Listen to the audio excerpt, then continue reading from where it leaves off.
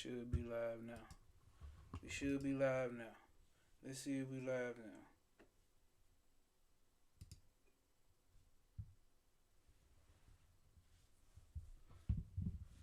It's saying we live, but it ain't.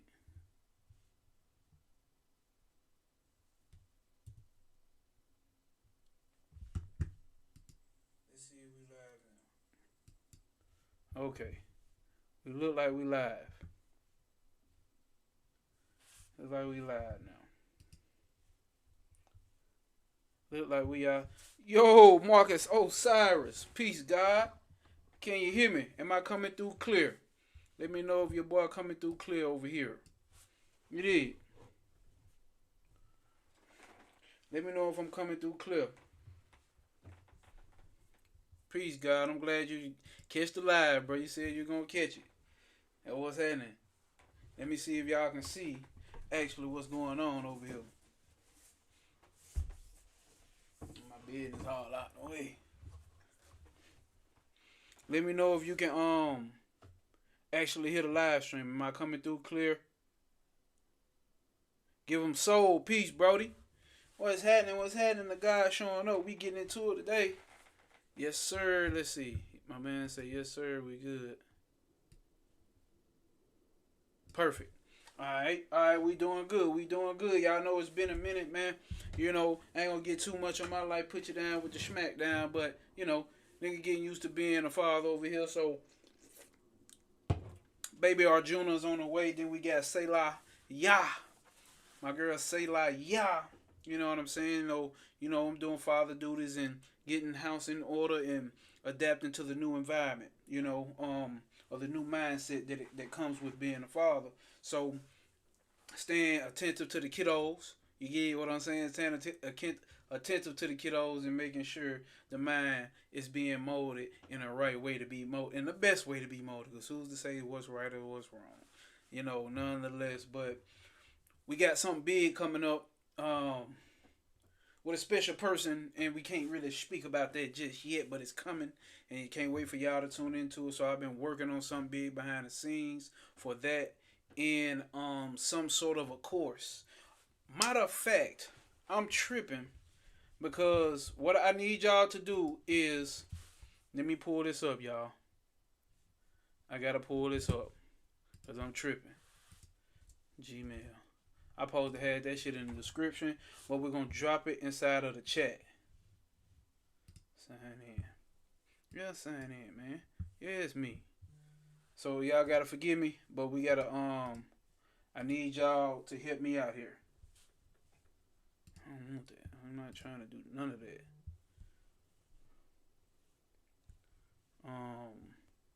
What is it called? It's called, God damn it. Hold up, y'all. Don't be mad at me, gang. But I need to put this inside of the chat. And this is going to help me and help y'all. We're going to be helping each other with this. We're going to be helping each other with this. Rose the Flame. Let me see. Rose the Flame in here. Rose the Flame just got through killing his shit. I caught the end of it. Let me see if I can pin this. So what y'all see I just dropped in the chat. I need y'all, when you get the chance, pull it up. And I need y'all to help me by filling out a questionnaire. This is going to help me to be able to know what type of content should be done, what people are looking for. I need to know what people are actually looking for. It's not about me as no way pop or my Gnosis or none of that shit. We need to figure out what needs to be, what needs to be addressed. What type of content are y'all looking for? Or what type of things that could help you advance in ways that you need to be advanced on the so-called personal level. So I need everybody to click that link that's right there inside of the chat. And if you catching this on a replay right now, this second, I'm about to put it into the description. So give me 1 second. Let me do that. Edit title and description.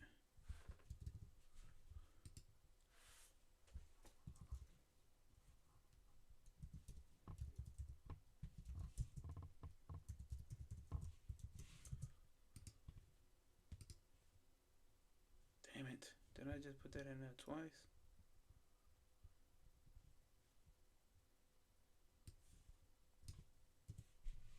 I did. Oh, let's get that in there. Then let's get this link pulled up.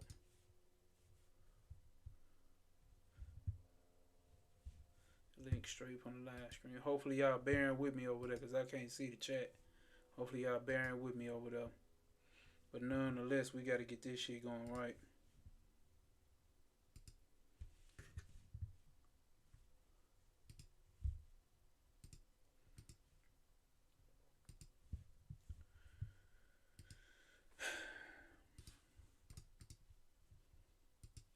That's what I was supposed to be doing, but I was over there tapped in with Rose of Flame doing his live stream.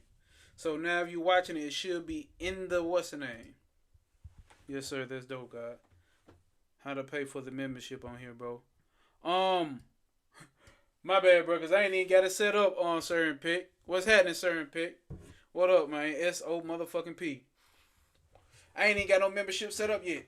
That's what I'm working on. That's what I'm working on, y'all. That's what I'm working on. So as of right now, it ain't nothing but like super chats and shit like that. You know, I don't be tripping on no shit like that. Y'all do that. You know what I'm saying? Cash out whenever y'all get ready for shit like that. But I'm trying to make sure that's what I'm saying. So the membership that's gonna be coming, these questions that y'all gonna help me answer, give me answers to, and help me to be able to structure what needs to be structured to make sure you're just not getting some shit that you didn't. You know what I'm saying? I know y'all get what I'm saying. We need something really useful and appropriate. Shout out to Travis Majors. We need some real useful and appropriate here. You know what I'm saying? So if y'all answer the questions truthfully, like I told y'all on a questionnaire, the questions are anonymous. So I don't want anybody trying to come and trying to feel like, oh, I got to say the right thing. We not on it. Y'all know how we rocking over here. We got to keep this shit real. We can't be playing around with trying to sound all highly spiritual and all that shit. We need real answers with these real deal questions. So please, if y'all checking this out, y'all see it right here in the live stream chat, and it's also inside of the YouTube description. Without better ado, we are back with the last two chapters of Be As You Are by Sri Ramana Maharshi. And as you can see by the goddamn title, we dealing with suffering, we dealing with karma, we dealing with free will, and whatever the fuck else Mr. Maharshi want to tap into. You got them. I know. Hey, y'all been here for the past live stream, so y'all know how real this shit get. This ain't no pump faking. It's all real deal shit. Let me see here. Okay. Boom. Okay, I can see the YouTube chat over here, but I don't know. I thought it'd show up on the screen. So I also then switched over my streaming platform. OBS is better, I was told, and it's free versus StreamYard or Streamlabs, whatever the hell be using. So that's why I was late getting on here. But let me know in the chat, y'all ready, man. What's happening? What's happening? It's been a minute, so I know how YouTube get to tripping, cause I ain't been on here streaming in a while, so it don't be pushing the content out. But yeah, I know who this for. Yeah, I know who this for. Let's see. Let's get the screen share going. Boom. We got the screen share going.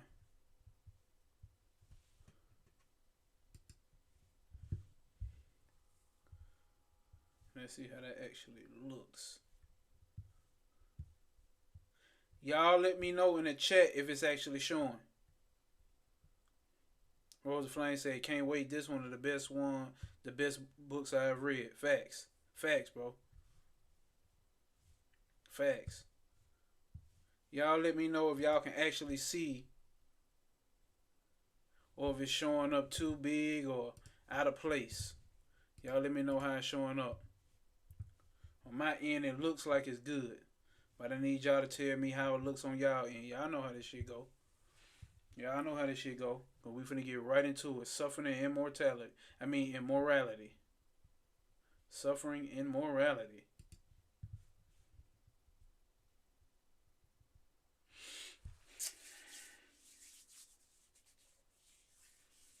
What's up, chat? Let me know. How we looking? These are the last two chapters of the book. How does this look up on y'all screen? Is it clear?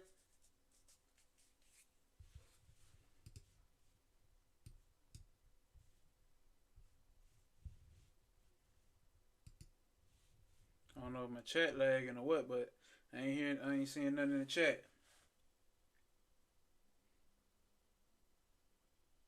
And if you just joining, please remember, you got a cosmic aspect on the third, but that's what I get. Lesson learned. Audio coming through, the video coming through. Y'all can see the book looks great and sound great. Okay, bet. Okay, let's go on and get into it, y'all. We ain't gotta sit here and play around with them. Let's go on and get to it. Let me see here.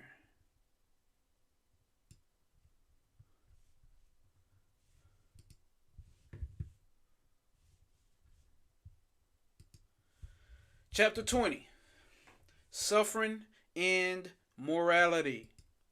Y'all know it's one of the big things. People talking about moral standards and shit. You know, Donald Trump doing this and Donald Trump doing that. So, he ain't moral, he ain't this, and he ain't that. And Elon Musk ain't this, and Iran ain't this, and they ain't that. We do not look at things from those standpoints here. This is for those people who are brand new to this. We zoom all the way out and see the paradoxical nature of this shit. For those who know, you know the paradoxical nature. We're not standing on one side. We got to see this shit from the whole point of view. We are viewing as the observer. Why? Because that's what you're doing anyway. That's what you have always done. That's what we will always be doing. We're nothing but what? The pure consciousness. The self. The paradoxes inherent in the theistic theories have engaged the minds of Western theologians and philosophers for centuries. For example, if God is perfect, why is there evil in the world? Why does an omnipotent God always why does an omnipotent God allow suffering when he has had the power to abolish it with a stroke? Sri Ramana sidesteps such conundrums by stating that the world, God, and the individual who suffers are all inventions of the mind. For people that are new here, that shit don't sound cool. You mean to tell me God, and myself are all inventions of the mind? Oh, yes, sir. Yes, ma'am. Oh, yes, it is. Oh, yes, it is. And we're going to get going. We're going to keep going. We're going to keep going. Elisha, what's happening? Gracious, there are beings out here that relish in knowledge like this and willing to take their time to share it with others. Much respect, much love, much love. Elisha. Eternal 4442. You just switch your name up a little bit. You done add some more numbers on there. Let's get to it, y'all. Y'all know we don't kind of play over here. This is the common people. What's happening? It's motherfucking P, like certain Peck said. Right? All religions first postulate three principles. Listen to it. The world, the soul, and God. They say that one principle alone appears as the three principles. Or the three principles are always three principles. It's possible as long as the ego exists. Instead of attributing suffering to the consequence of wrong actions or to the will of God, Sri Ramana taught that it only arises because we imagine that we are separate individuals. What's the problem here in spirituality and the word and everything? That we believe we are separate individuals. That we think, goddamn, Sir Peck. Appreciate you, Sir Peck. Finished the questionnaire. That's love, bro. That's love, bro. This is really gonna help so we can stay structured from here on out. If this channel has brought any value to you, I just really humbly, not even humbly, like I really damn near beggingly ask that y'all complete that link that's in the description or right here in the bio pinned at the top.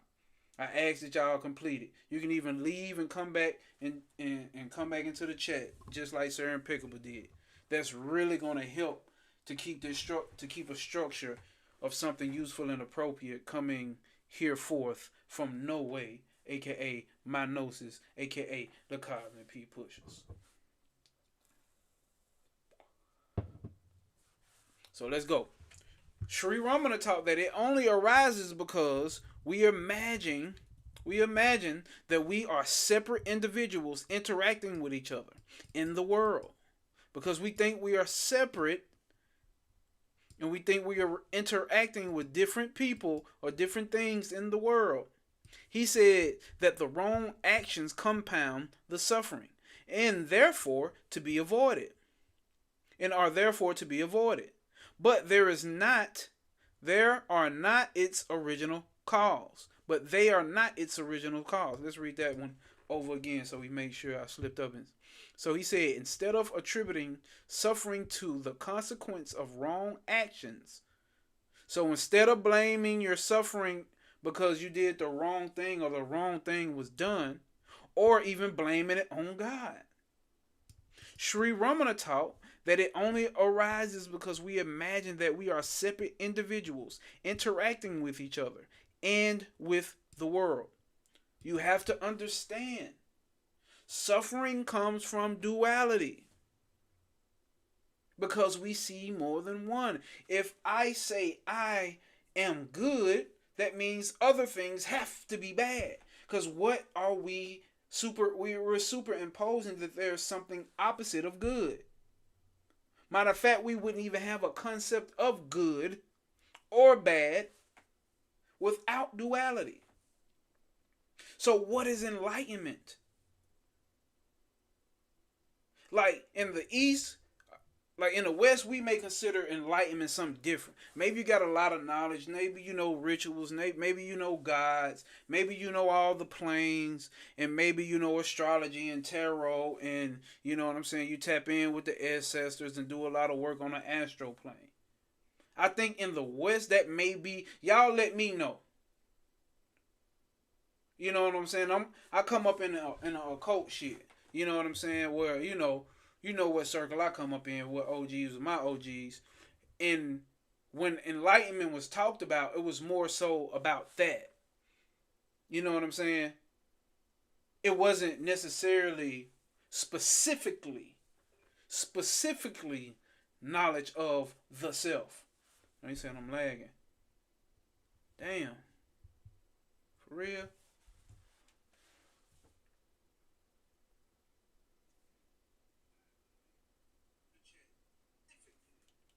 Specifically knowledge of the self.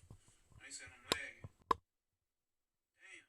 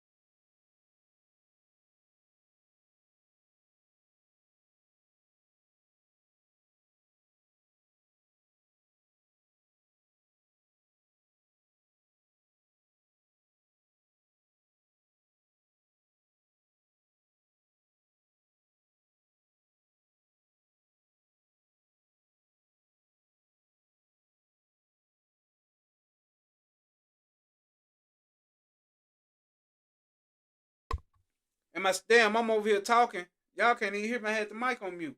Am I still lagging? Y'all let me know in the chat. Is the nigga still lagging? Am I coming through clear? Do I sound clear? Is the screen clear? Y'all let me know anything if I'm still lagging.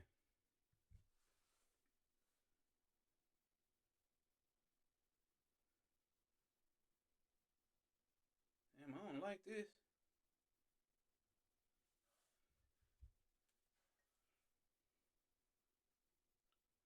Not anymore. Okay, okay, okay. So we good. We good. We good. Okay. So coming from what I've learned about enlightenment, you fine. You were fine before. Okay, sir and Pick, it may just be your what's the name, bro. It may just be your connection wherever you at right now. But even if it pops up and does it again, let me know. Anybody hear me lagging or cutting off or anything, y'all know how shit go. Just let a nigga know. And remember, please hit that pin comment and fill out that questionnaire so we can make more useful and appropriate content. Help us out here. Okay. You like say I was straight the whole time. Okay. So we come from understanding that enlightenment seems to have a whole bunch of information about past ancestors and a little bit of health, a little bit of psychedelic nature, melanin, third eye, pineal gland, and spirits and rituals and dimension this and the inner earth and aliens and that. See, the Eastern standard of enlightenment is fucking way higher. And I don't mean it like in a superior way, like, oh, the Eastern way that they talk about enlightenment is way better than what the fucking Americans and occultists were talking about. No, I mean it in the sense of that ain't it. That ain't enough. You know what I'm saying? Like, matter of fact, that's too much. You know what I'm saying? Knowing all of those things is not what's considered enlightenment. It's simply just knowing your true nature as the self, as consciousness, as Brahman, as the whatever God that coincides with it, as on so far. You know what I'm saying? Like really knowing your true nature, which means like a lot of this shit you're gonna be devoid of a lot of that knowledge that I just spilled out. It's not saying that you can't have it, but understanding that that's not it. Okay, okay, okay. So he said that wrong actions compound the suffering and are therefore to be avoided, but they are not its original cause. He's saying, like, you shouldn't do fucked up shit, you know what I'm saying? Like, that compounds on your suffering, but also it's not the original cause. That's not the original cause. Wrong action is not the original cause.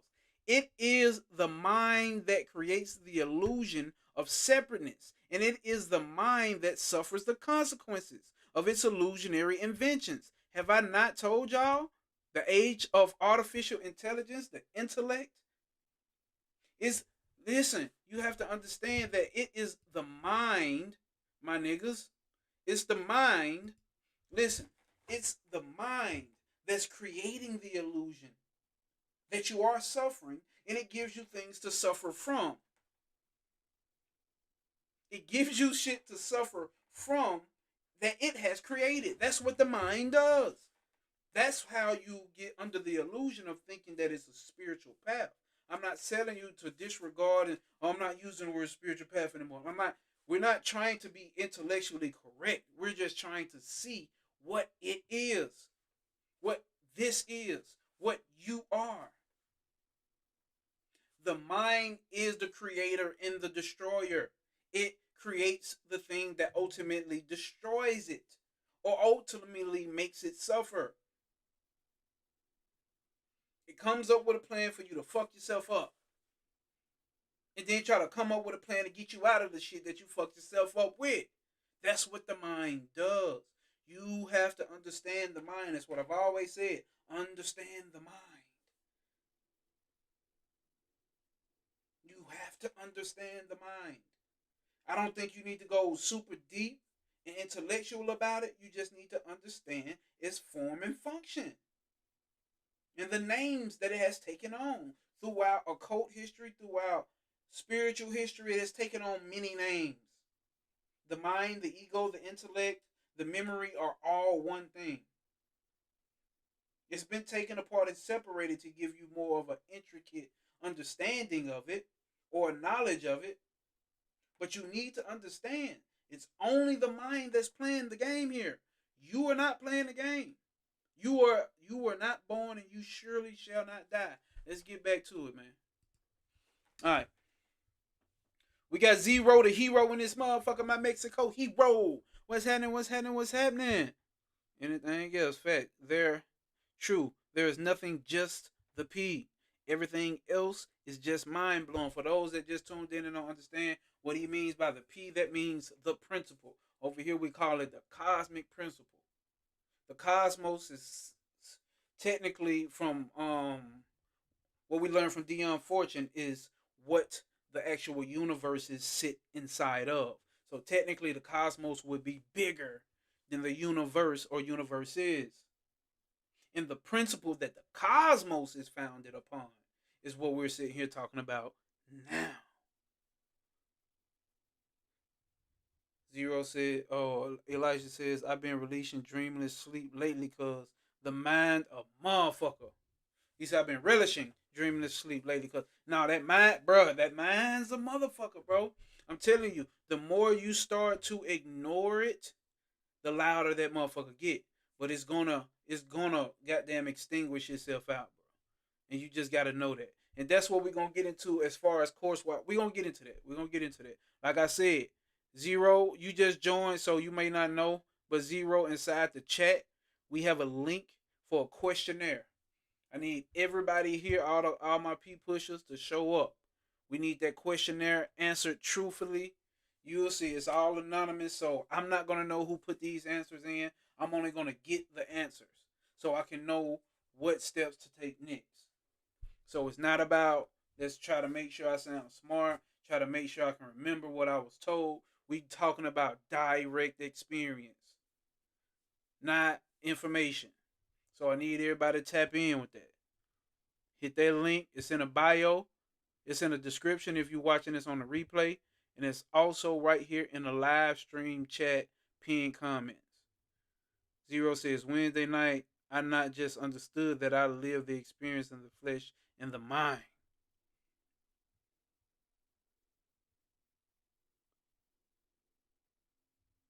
Peace and love. Okay, we go. Okay, let's go, y'all. Let's do it. Where we at? So he says, suffering is thus a product and consequence of the discriminative mind. When the mind is eliminated, suffering is found to be non-existence. Facts, Elisha. Facts. When you figure out them thoughts are not yours, so who the fuck are they? And why the fuck do we keep taking ownership of them? That's why I say, like, a lot of suffering can be killed just by through discernment. Just by through discernment. What is fear? Ignorance. You fear things that you don't understand. But if you go through discerning through those things if you start discerning the things that you're in fear of, you're like, oh shit, this shit ain't nothing to be scared of. What the fuck? I've been scared of this shit the whole time. Like a kid with the spooky motherfucker in the closet or under the bed. At that time, that's the realest shit to you, and it's the most terrifying shit to you. Till you get to that point where you developed enough where you can decipher through that bullshit. What the fuck was I thinking? Damn, I can't believe I was actually scared. We'll get to it.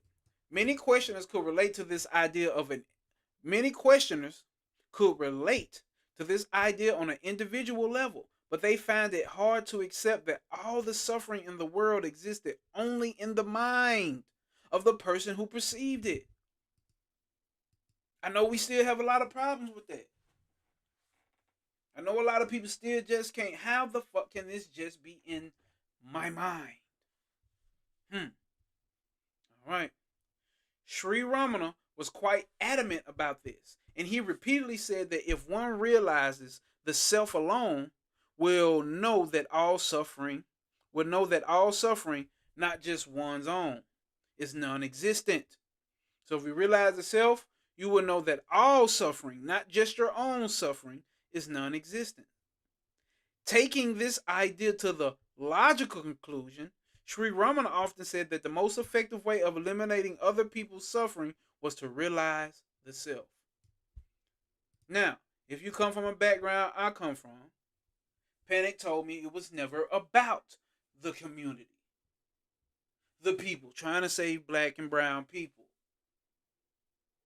trying to save the world, trying to save all spiritual people, trying to save the dead people who don't have any so-called spiritual knowledge. It was never about that.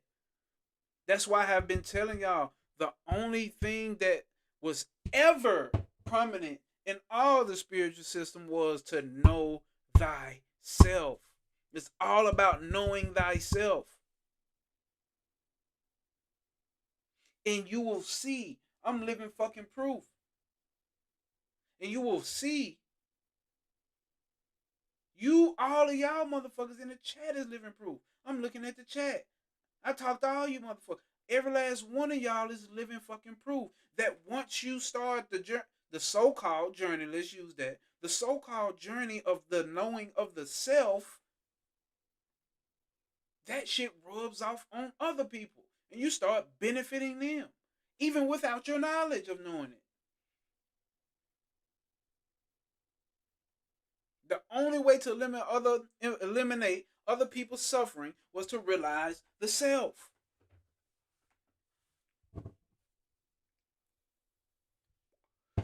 This standpoint should not be interpreted to mean that Sri Ramana encouraged his followers to ignore the suffering of other people, which I know none of y'all do that. No, none of y'all are like that. On a more pragmatic level, he said that prior to self-realization, one should accept the reality of other people's suffering and take steps to relieve it whenever one comes across it. This would be if motherfucker would have asked me, I would say do the same goddamn thing. Not because that sounds like the right thing to do, but it's the thing that I do. It's not because the book said it. It's not because somebody told me. That's the same way that I am if I come across it. I'm not the one to go all the way out and try to go across the world and try to goddamn get a chicken in every pot. That's not the way the 5 elements and the 3 gunas has lined up for this body-mind complex. But this YouTube shit here, and the people that I run across to, and the consultations that I do, and anybody that I just meet on a random humbug, it's there. Because they are me. There's no one separate. All of y'all are me. I'm sitting here talking to my goddamn self, quite literally and figuratively speaking. Anyway, however, he also pointed out that such remedial actions would only be spiritually beneficial. Oh, here you go. If they were done without the feeling that what? Other people less fortunate than me are being helped. Do you hear that? You come from the standpoint that it's nothing but you. That's nothing but God. That's nothing but God. So how are you helping anybody less fortunate than you? You have to get to this conviction. You have to literally be chained on to this shit. Well, quite the opposite. The chains release when you really see this shit. When it's absolutely obvious to you that there are not any person, place, or thing on this motherfucker that's less fortunate than you, that you are helping. That's how the ego slips in. And without the feeling that I am performing these actions. So let's highlight that. So you don't get in there thinking like I'm doing something for the less fortunate people. And you don't do it thinking, oh, I am the one performing these actions. Facts, Rosa Flame. That's exactly what V said. Swami Viveka. Exactly. The other questions. Okay, that's what's up, Zero. That's what's up. Do you still get annoyed by people that are less aware? Honestly, Elisha, I mean, I want you to look at my face. I want you to look at my face when I say this. Where we at? Fuck no. I don't, bro. I can't even lie to you. I do not get pissed off. I'm not like annoyed. I get it. I'm at this point where now I see multiple points of views. You see what I'm saying? I'm always deciphering, trying to see like, I wonder that person probably been through this and been through this, and they mind been impressed like this and done like this, and that's the way they see life. So I'm not annoyed.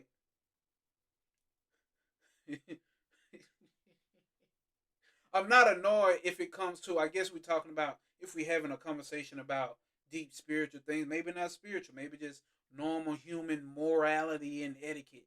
Like I had a conversation with about a guy about Donald Trump. And, like, yeah, I love the guy. Donald Trump's this and Donald Trump's that.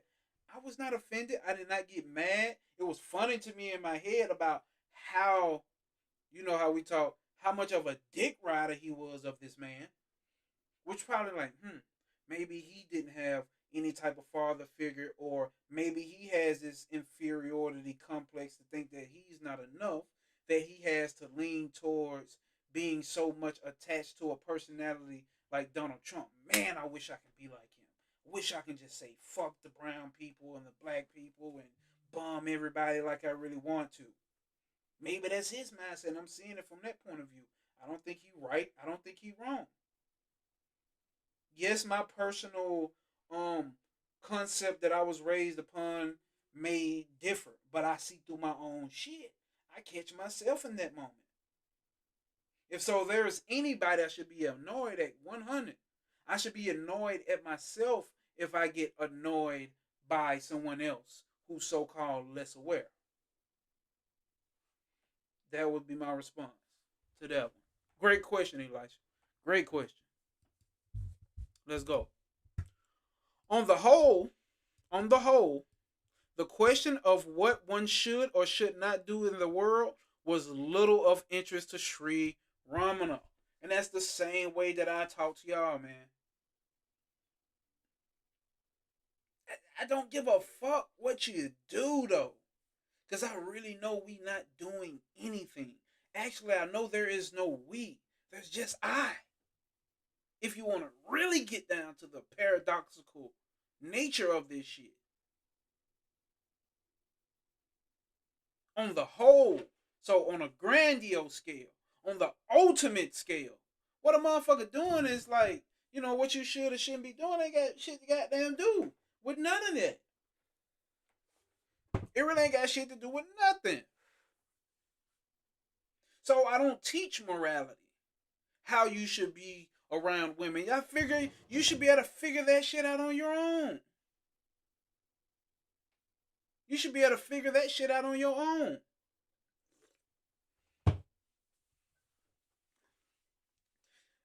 If we want to just wrap it up in just one sentence, treat others the same way you want to be treated. Fucking elementary shit. People still want people to tell them morals. This ain't that. Hey man, I was having a conversation with my big sister, you know what I'm saying? And my big sister got her own thing going on. She said, hey, you got to know your friends. She was talking about me and the difference between my other brothers. I got another brother in jail right now. Um, yeah, another brother in jail right now, and another brother who's out, he free, and he's still on the town. And she was just gauging like the difference between our conversations. Me and her have conversations, you know what I'm saying? My sister's highly Christian. You know what I'm saying? Like super Christian. But no judgment is cast from her. She still accepts whatever opinions that I may have, my point of views that I may have, and I have nothing against and say nothing against the route that she's chose. We was all raised in by our grandmama, and grandmama raised us Baptist in church. So my sister full fledged with that shit, my big sister, right? But she spoke about how there's a difference between when she talked to her three brothers. She said it's just like your friends. You got to know your friends.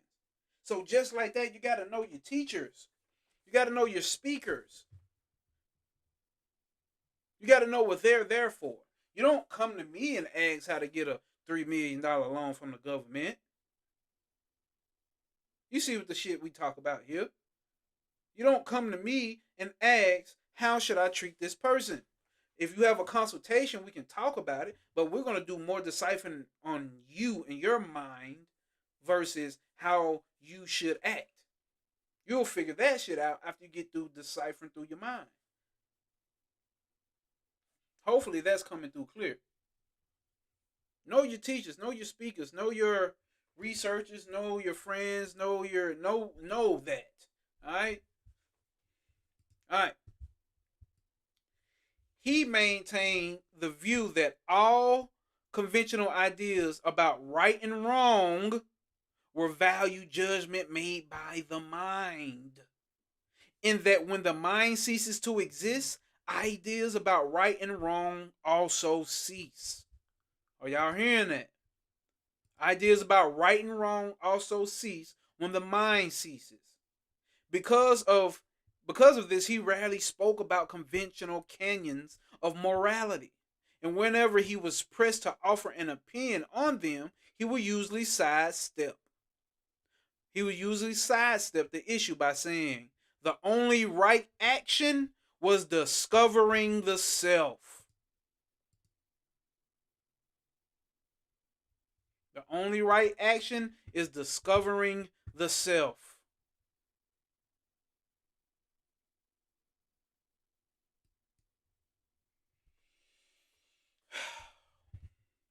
Now let's get into the actual chapter.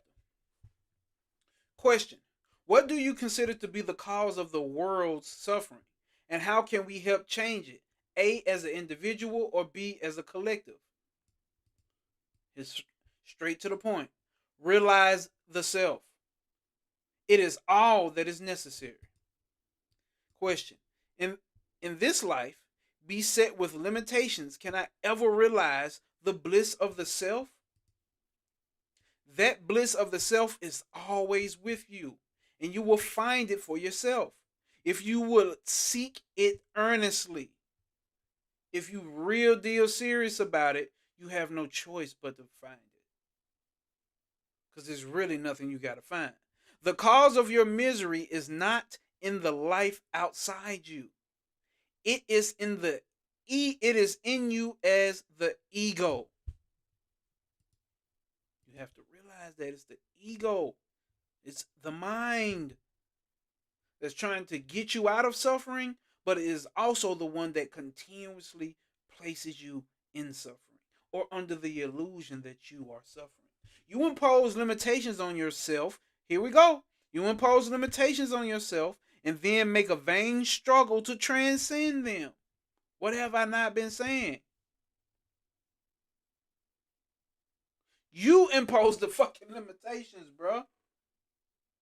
And then you go through this struggle to try to overcome them.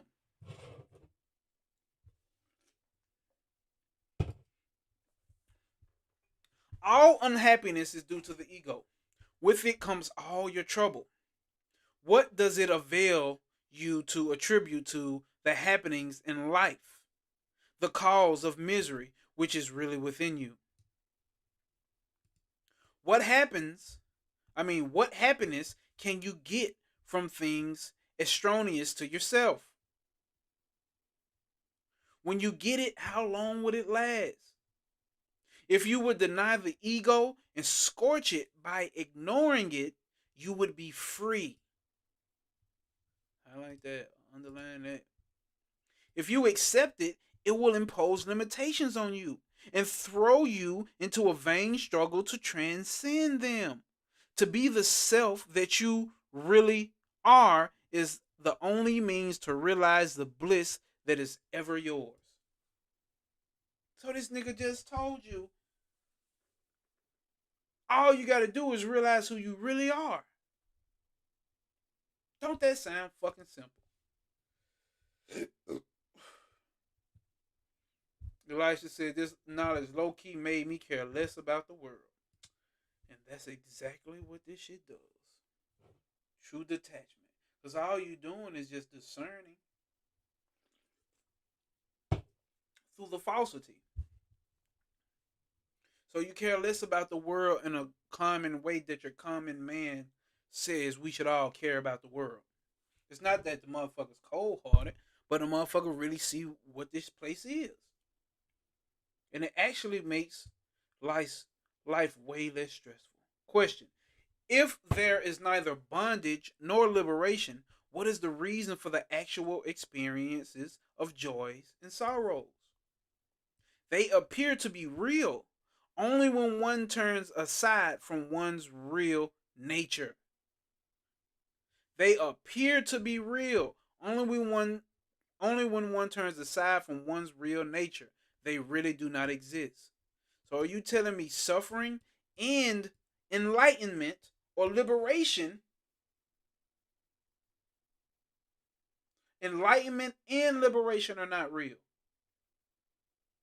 Let's not slip up. We're speaking from the ultimate standpoint of one who has realized the self, not questioning it, not wondering about it.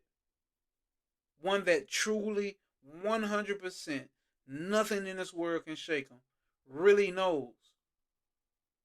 For that one, suffering and enlightenment are not real. Question: is the world created for happiness or misery? Creation is neither good nor bad. It is as it is. It is the human mind which puts all sorts of constructions on it. Which put all sorts of constructions on it, seeing things from its own angle and interpreting them to suit its own interests. How many of y'all know that's what you do? To suit your own fucking interests. Every time we end this live stream, I said there's always an opportunity to observe your one-sided ass thoughts and opinions. It's a reason I keep saying that.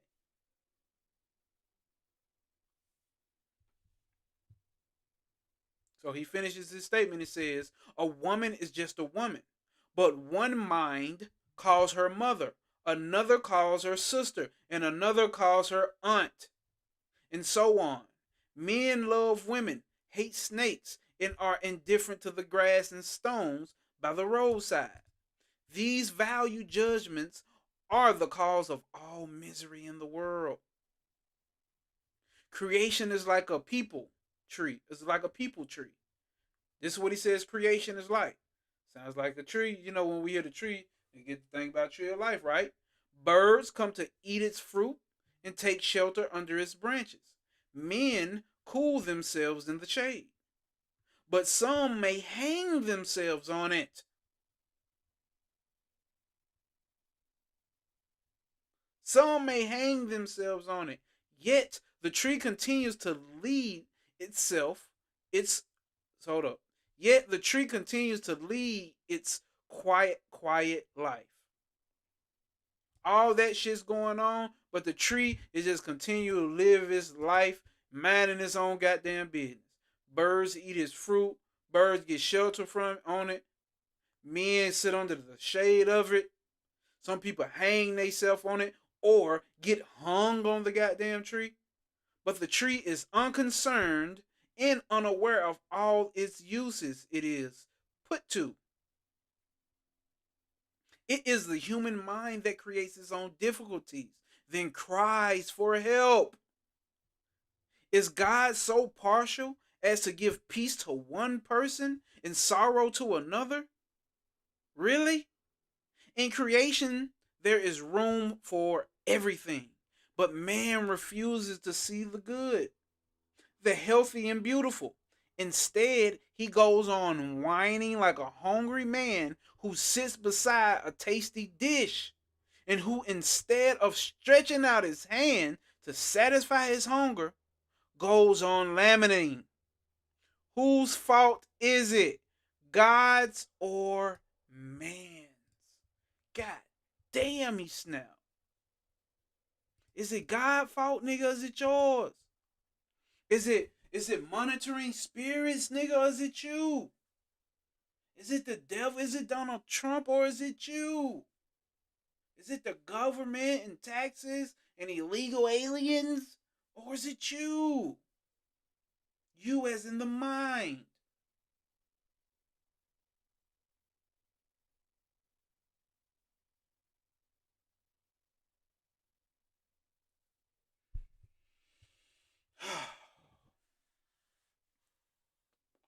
We back with some fire. We're going to be here for a minute. So if y'all got time tonight on Saturday, this is what it is. Because we just at the beginning of the first page. I mean, we just at the end. We just at the beginning of the second page in this chapter. I think it's like, probably like fucking 12 pages and all. So it ain't that long. Because these are the last two chapters of this book. So let's see where we at. Okay, question. If God is all, why does the individual suffer for his actions? Are not the actions for which the individual is made to suffer prompted by him? This is what the questioner says. He who thinks he is the doer is also the sufferer. But actions are prompted by God, and the individual is only his tool, is what he says. This logic is applied only when one suffers. You only talk like that when you're suffering. But when one rejoices, if the conviction prevails always, there will be no suffering either. When will the suffering cease? Not until individuality is lost.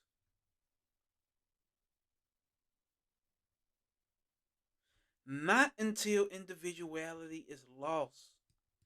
If both the good and bad actions are his, why should you think that the enjoyment and suffering are yours alone? He who does good or bad always enjoys pleasure or suffers pain. Leave it there and do not superimpose suffering upon yourself. Question. How can you say that suffering is non-existent? I see it everywhere. Answer. One's own reality, which shines within everyone as the heart, is itself the ocean of unalloyed bliss. Therefore, like the unreal blueness of the sky, misery does not exist in reality, but only in mere imagination. Since one's own reality, which is the sun of jnana that cannot be approached by the dark delusion of ignorance, it itself shines as happiness. Misery is nothing but an illusion caused by the unreal sense of individuality. In truth, no one has ever experienced any such thing other than the unreal illusion. You have never experienced anything but the illusion. Think about that when we're trying to talk about spiritual deep concepts. That's why remember we're reading Maharashi. But, that's why Maharaj would say, hey, any words that I use and give to you are nothing but illusionary fucking words. Ultimately, they're not telling you exactly what this is, what this cosmic P is. That is for you to walk through the door and find out. That is the only way from direct experience. You don't get it from all this other shit. All this shit we doing here right now is pointing you to. So when we have this course pop up, it's not a course of, when you finish, or this class that we're going to have, depending on how y'all answer those questions, that's linked to the link in the top of the bio. And if you're rewatching, this is in the description. We're not doing things to say, hey, once you pay this and get to the end of this, you're ultimately enlightened. Goodbye. It's impossible.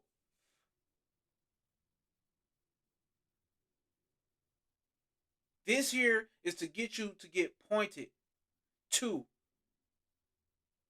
You need to be pointed to. Because that's what all spiritual teachers have ever done.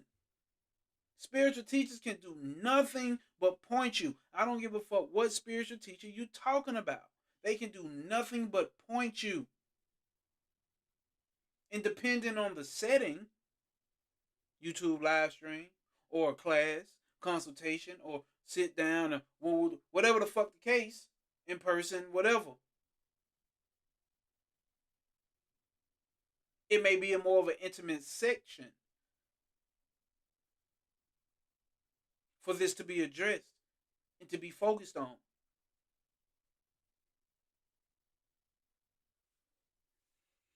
Let me stop my rant. If one scrutinizes one's own self, which is bliss, there will be no misery at all in one's life. One suffers because of the idea that the body, which is never one's self, is I. Do you hear that? One suffers because of the idea that the body, which is never oneself, is the I. When you say I, you think about that person that you can see in the mirror. Yes, you do. Suffering is all due to this delusion. If suffering in both question, here comes a question. If I suffer in both mind and body, from the day of my birth, I have never had happiness. My mother too suffered from the time she convinced me or conceived me. That's what I hear. Why do I suffer this? I have not sinned this life. Is all this due to the signs of past life? So now we get into past life, right? Reincarnation, which we've already discussed before. Here's the answer. You as the mind and body. You say the mind and body suffer. That's what you say, right? But do they ask the questions? Does the body and mind actually ask this question? Who is the questioner? Is it not the one that is beyond both body and mind?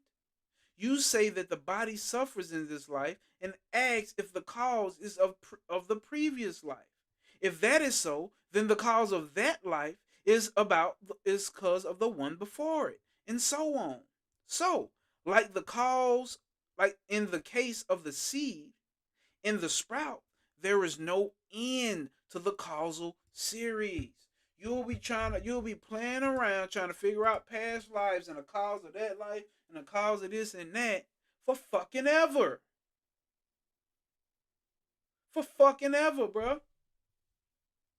Trying to run around here and figure that shit out.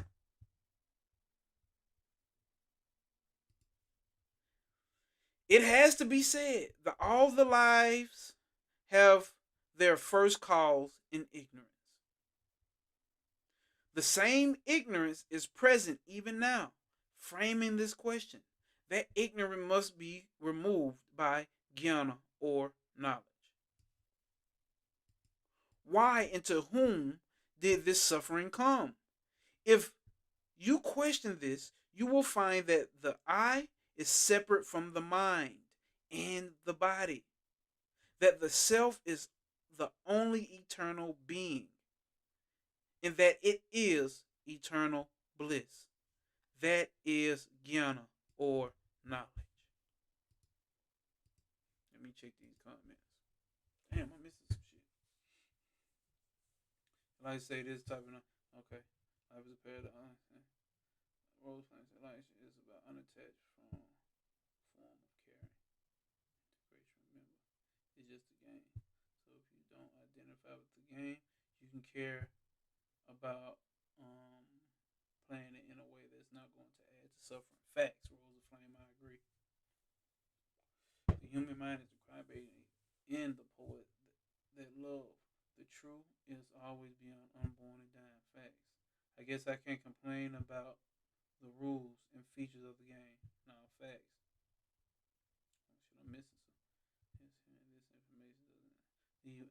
It don't leave much room to complain. Facts, bro. It does not leave much room to complain. This type of information. If we are detached from most things, what does this separate us from automatons? Ah, Elisha. That's it. That's it. Because I'm going to keep it 100. All of it. Let me turn the camera on. Oh, Elisha. Oh. Where we at? Hey, all of this shit is already automatic. This shit is automatic. It may be hard to accept that. Because we're going to get into free will. Ooh, we're going to get into it. Now, I don't know exactly what Maharashi going to say, but I have an idea. Because it's the way that I'm starting to see it now. You're going to get to asking about free will.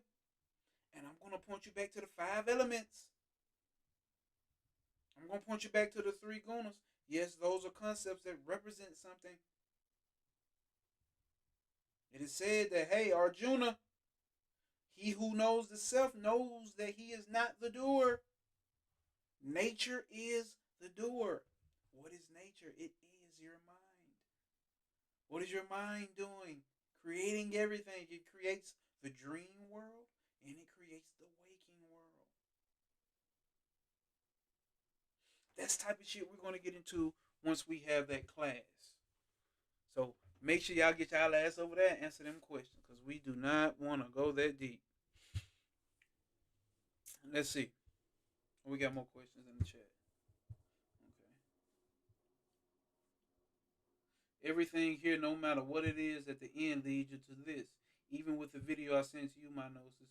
I'm gonna check that out, Zero. There was a character that get realized, and he said he don't care about being or not realized. Facts, and I understand that. There's a great question, and I say go back to love.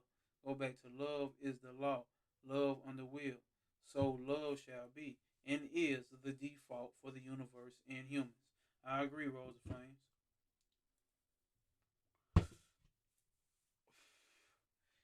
I'll tell you what is in an eternal cosmic loop, Elisha. The mind is. What did we just say what the mind does? Let's go back to it. Let's get back up here. Let's go back to what he said the mind does.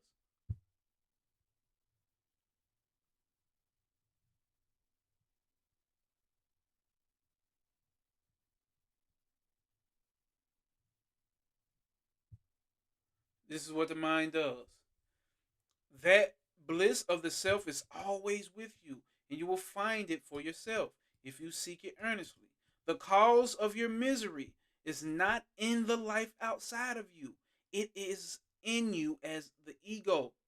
You impose limitations on yourself and then make a vain struggle to transcend them.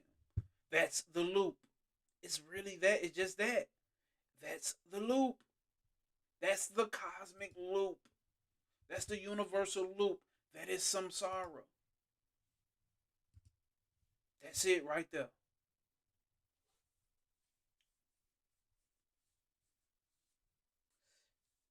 Oh, man. Because if you ask me, like, I would say everything is on autopilot. Everything is on autopilot. Everything is on autopilot, bro. Everything is on autopilot. Just keep it 100. Let's continue, though. Let's continue.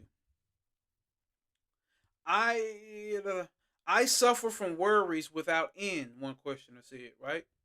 There is no peace for me, though there is nothing wanting for me to be happy. There's nothing wanting for me to be happy. Answer. Do these worries affect you in sleep? Guess what he said? No, they do not. Are you the very same man now, or are you different from him that slept without any worry? The questioner says, yes, I am the same person. Then surely those worries do not belong to you. It is your own fault if you assume that they are yours. Look at how the ego and the mind takes ownership. Look at how your ego and look at how your mind takes ownership of worries, of suffering.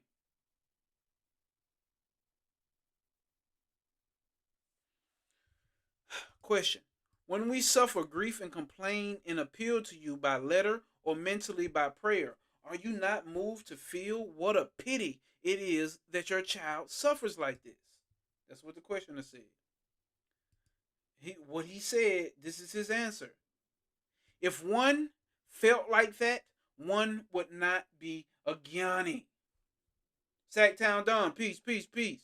If one felt like that, one would not be a Gyani. What does he mean? If one saw pity in other people or felt pity for other people because they don't realize, because they're not whatever. If one felt like that, one would not be a Gyani. Questioner says, we see pain in the world. A man is hungry. It is a physical reality, and as such, it is very real to him. Are we to call it a dream and remain unmoved by his pain? Guess what? He got an answer for that. Check this out. From the point of view of a Gyani, or the reality, the pain you speak of is certainly a dream, as is the world of which the pain is an infinitesimal part. The world and that pain that's going on in that world is nothing but a dream. In the dream, also, you yourself feel hunger.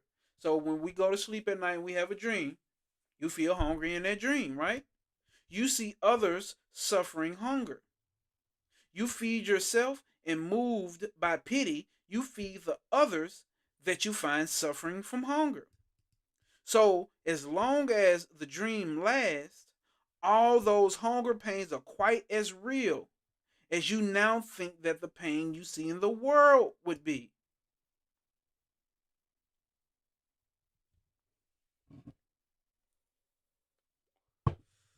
Man, I hope y'all listening. It is only when you wake up to discover that the pain in the dream was unreal.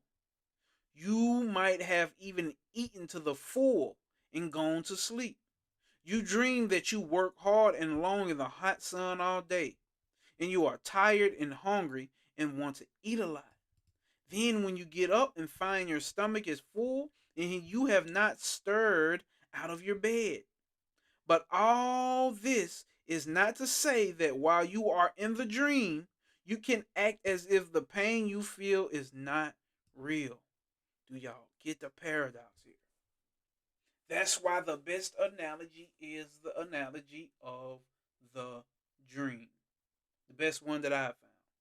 It's the dream. The hunger in the dream has to be assuaged by the food in the dream. You hear that? The hunger in the dream has to be assuaged by the food in the dream. The fellow beings you find so hungry in the dream had to be provided with food in that dream. You can never mix up the two states. The dream and the waking state.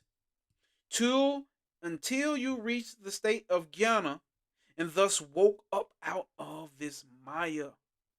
You must do social service by relieving suffering whenever you see it.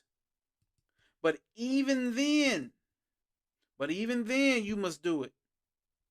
So even if you see it and you've waken up, if you know this is an illusion, and you 100% know that this shit is an illusion, you still must do it. As we were told, without ahamkara or the ego, that is, without the sense of I am the doer, but feeling I am the Lord's tool. Similarly, one must be conceited and think I am helping a man below me. He needs help. I am in a better position to help him. I am the superior and he inferior. You must help the man as a means of worshiping God in that man. That's his answer to that statement he made. You must help the man as a means of worshiping God in that man. All such service, too, is for you, the self. All such service as well is for you, the self, not for anybody else. You are not helping anybody else, but only yourself. God damn, that paragraph was fire. I don't see nobody dropping nothing in the comments. Y'all must ain't feel that. Boy, that shit was fire. Question.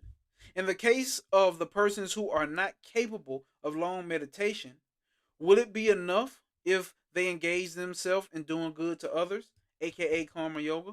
Yes, it will do. The idea of good will be in their heart. That is enough. Good, God, and love are all the same thing. If the person keeps continuously thinking of any of those, it will be enough.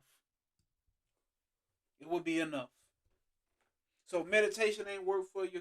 Continue to do good for those that seem to be other people. Know that you are working with God. There's nothing more superior about you and they're inferior. Okay, I see some folks hopping in what's the name? Okay. There's nothing superior about nobody. There's not a there's not a spiritual teacher who's more superior than you. There's not a president. There's not a race who's more superior. I'm not going to say there's not differences in so-called races, but there's not a superior factor here. Show me anyone who can step outside of the five elements and three gunas as a human body. It's not happening, man.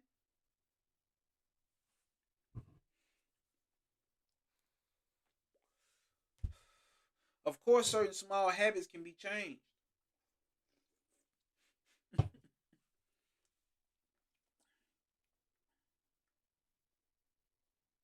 This shit is fucking hilarious.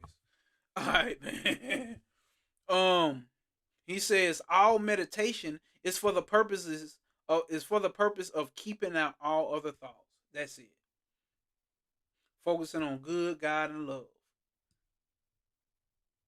and keeping all other thoughts out.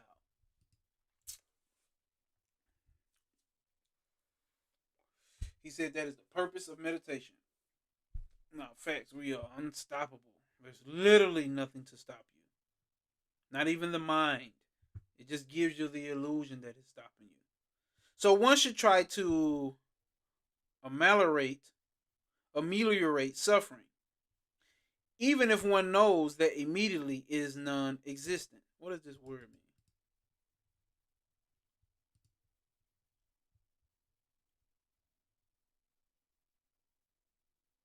mean? Ameliorate. Make something bad or unsatisfactory, or make it better, to improve. So one should try to improve suffering, even if one knows that it ultimately is non-existence. There never was and never will be a time when all are equally happy or rich or wise or healthy. That's just how that shit goes. In fact, none of these terms has any meaning except insofar as the opposite to it exists.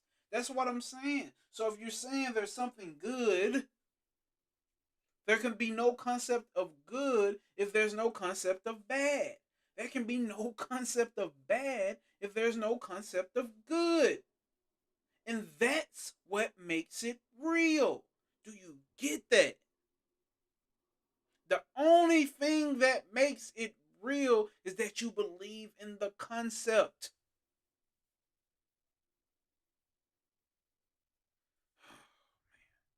But that does not mean that when you come across anyone who is less happy or more miserable than yourself, you are not to be moved to a compassion or to seek to relieve him as best as you can.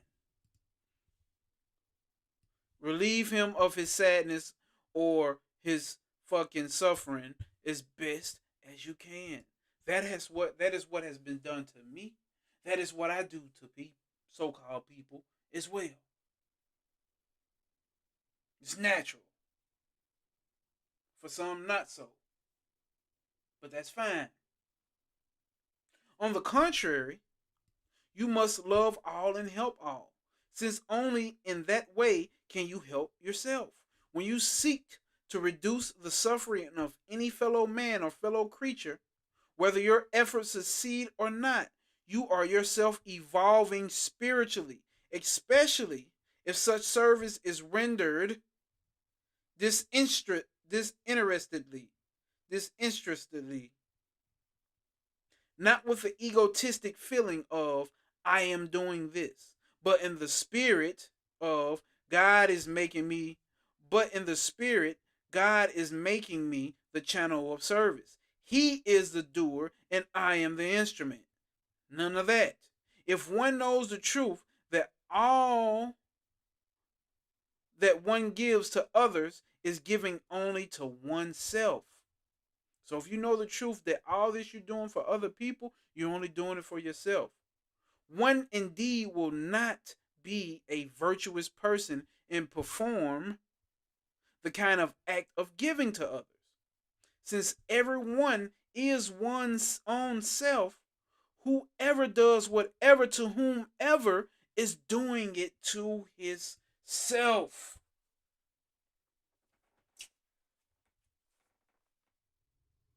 Right. So we're not the channel of service. What we are not is not the channel of service.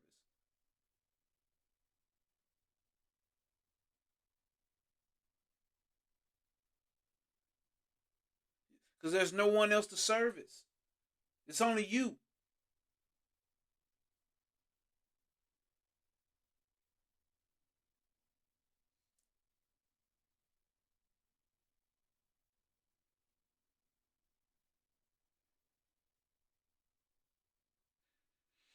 Let's read that last paragraph again. Let's go over that again. There never was and never will be a time when all are equally happy or rich or wise or wealthy. In fact, none of these terms has any meaning except insofar as the opposite of it as the opposite to it exists. Right? We ran through that. But that does not mean that when you come across someone who is less happy or more miserable than yourself, you are not moved to compassion or to seek to relieve him as best as you can. On the contrary, you must love all and help all, since only in that way can you help yourself. When you seek to reduce suffering of a fellow man or a fellow creature, whether your efforts succeed or not, you are yourself evolving spiritually, especially if such service is rendered disinterestedly, right? So you're not doing it in the fact of, okay, not in the egotistic feeling of I am doing this, but in the spirit, God is making me the channel of the service. He is the doer and I am the instrument. If one knows the truth, here we go. If one knows the truth that all that one gives to others is giving to one's self, who indeed would not be a virtuous person and perform the kind of act to giving to others. Who indeed will not be a virtuous person? Who would not be such a virtuous person if they see that I'm only doing things for myself and then perform these kinds of acts to others? Cool TGS, my dog, I was waiting on you. What's happening? Peace. SO motherfucking P. Since everyone is one's own self, whoever does whatever to whomever is only doing it to himself.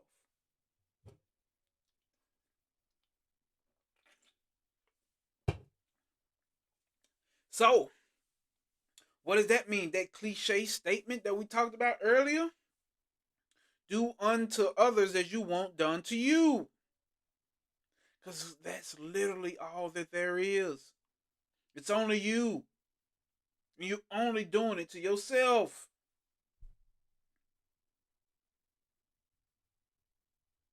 This is what that statement means. Do unto others. This is what that means. It ain't just some old you smack me, then I just take it shit. Turn that other cheek in that way. Because that turn the other cheek means something else outside of that.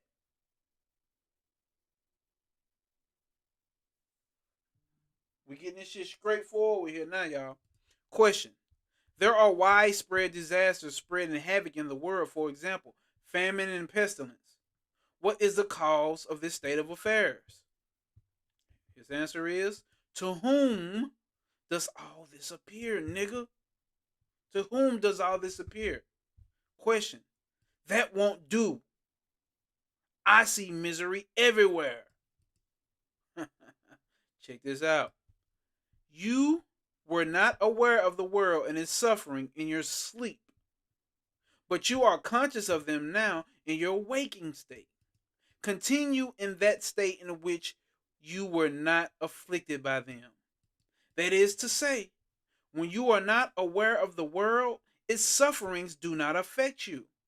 When you remain as the self, as in sleep, when he says sleep, he means deep sleep, the world and its sufferings will not affect you.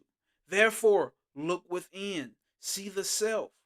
Then there will be an end of the world and its miseries. Nigga, here we go. Questioner says, but that is selfish. Here's the answer. The world is not external. Because you identify yourself wrongly with the body, you see the world outside.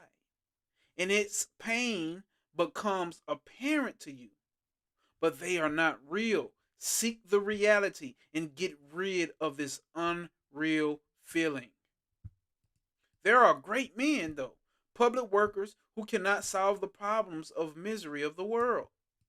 They are ego-centered, and that accounts for their inability.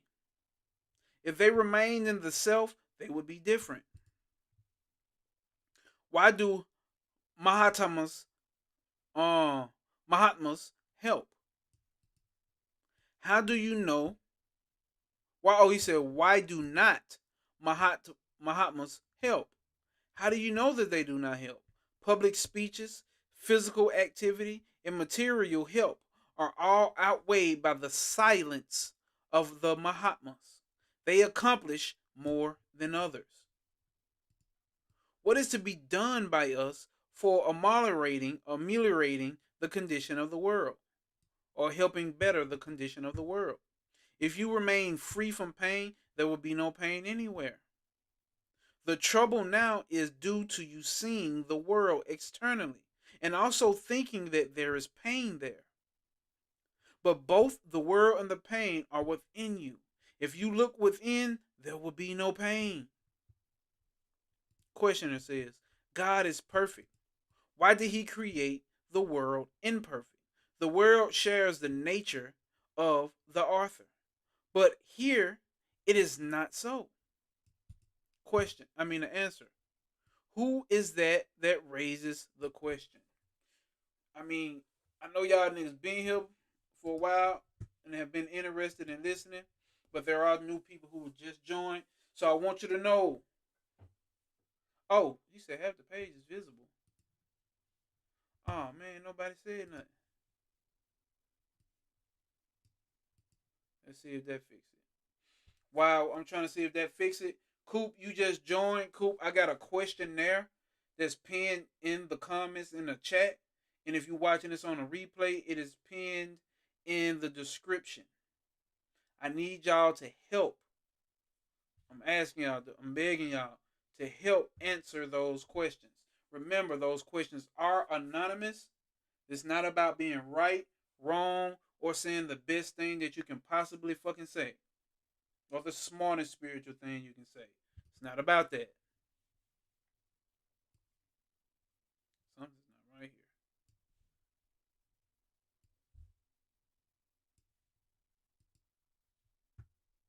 Let's see. Cool said it ain't showing.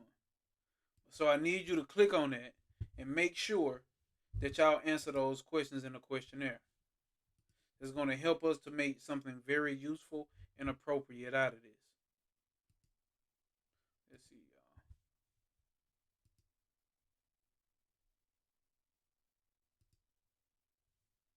Is that showing?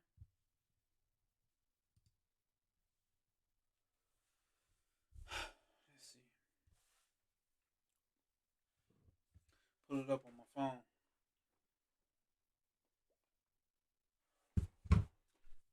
First, let me put my vape on the charger.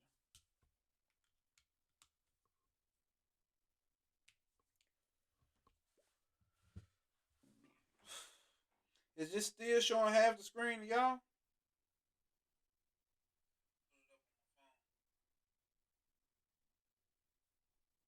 Our page good now. All right, cool. Cool. Make sure you click on that questionnaire for me, my dog. Please make sure you click on that questionnaire and answer them questions. If you can answer them now, because I know how we are, we forget, get busy. If not, don't matter. Just make sure you answer them for me, brody. Okay, so we're good now. All right, let's get back to it.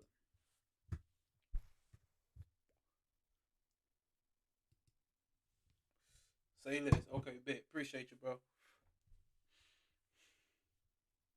So he's told him, who is that raises the question? The questioner says, I, the individual. Here we go. Here we go. Are you apart from God that you ask this question, nigga? So long as you consider yourself to see, you keep doing it. So long as you consider yourself to be the body, you see the world as external, and the imperfections appear to you. God is perfection. His work also is perfection. But yet you see it as imperfection because of your wrong identification. Why did the self manifest as this miserable world? In order that you may seek it. Doesn't that go? Let's finish your statement.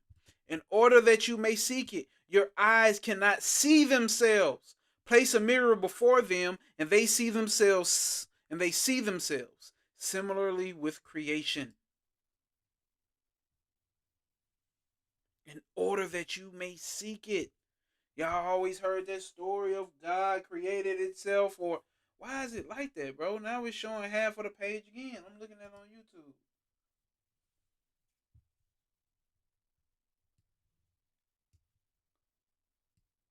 So, god damn it. Hold up.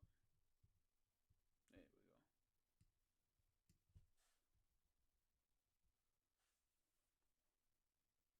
It's a hell of a lag, too.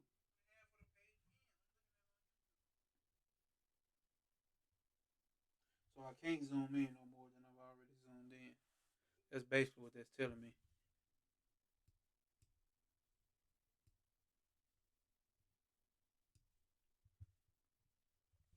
Okay, so I can't zoom in past that.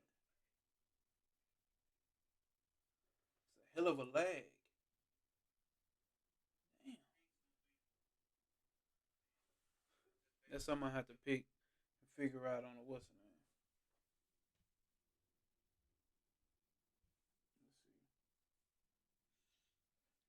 But don't that go with that story of God created this world so he can know itself? To get to know itself?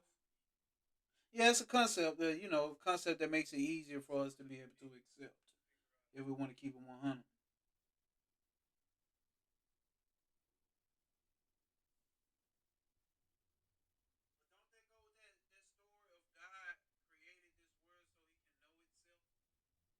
Alright, so we good.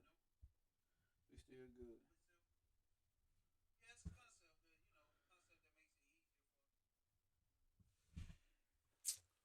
So, in order that you may seek it, is the answer why the self would show up as this miserable world. See yourself first, and then you see the world as the self.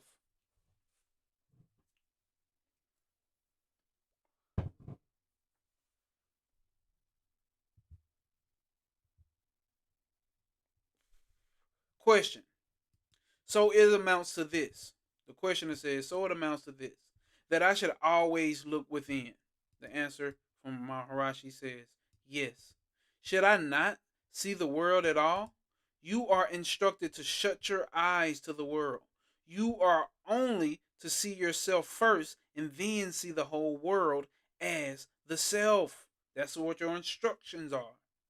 If you consider yourself as the body, the world appears to be external. If you are the self, the world appears as Brahman, or the self, or consciousness. Question. What is the best way to work for world peace? Here's his answer. What is the world? What is peace? And who is the worker? See, we ask questions. People, spiritual people ask questions like this, but you see how he keeps pointing you back to you trying to figure out what the fuck is up with the world, and you haven't even figured out who the fuck is asking these questions. You haven't figured out, you have not questioned who the fuck you are.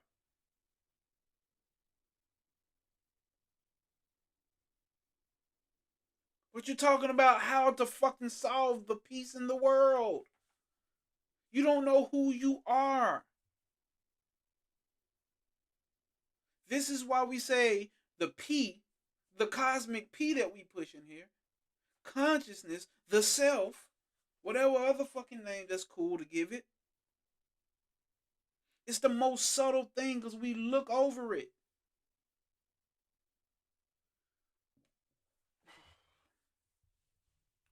The world is not in your sleep and forms a projection of your mind in your jiggerat, which is the waking state. It is therefore an idea and nothing else. Peace is absence of disturbance. The disturbance is due to the rising of thoughts in the individual, which is only the ego rising up from pure consciousness. To bring about peace means to be free from thoughts and to abide as pure consciousness. If one remains at peace oneself, there is only peace everywhere else. God damn.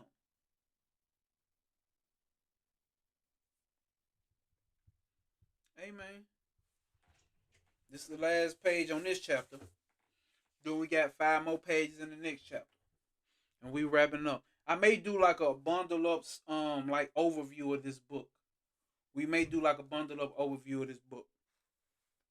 But remember, if you just join, and please hit that link inside of the chat that's pinned in the comments. And if you're watching this on a replay, it is sitting inside of the description. Answer that questionnaire. Make sure you carefully read. Please, carefully read.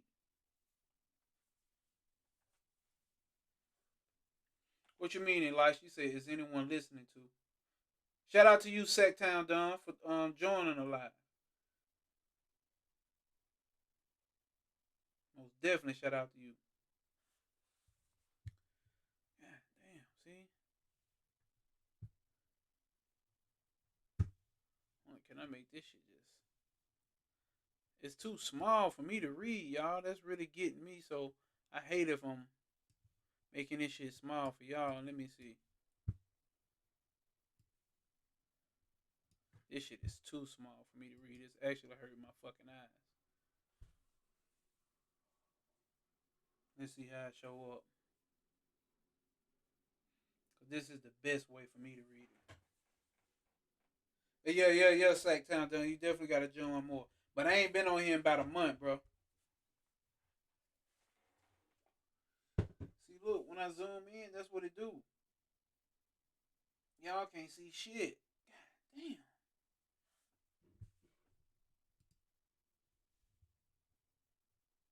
Damn, bro. I gotta get used to using OBS and seeing. Let me see.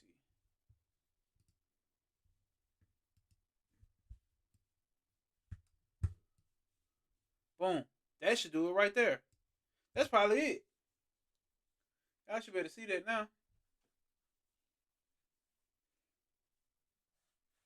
Yeah, we should be good now.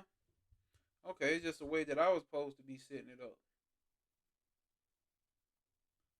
Let's see. I don't know how it look on your end. Yeah, that's it. Boom. Yeah, nigga. Yeah, nigga. All right, we got it. We good now. Shit. Okay, now let me zoom in. Now if I can zoom in, let's see. I like to read it like that.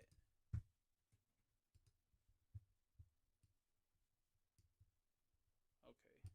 Now even zooming in like that. Now that's just too much.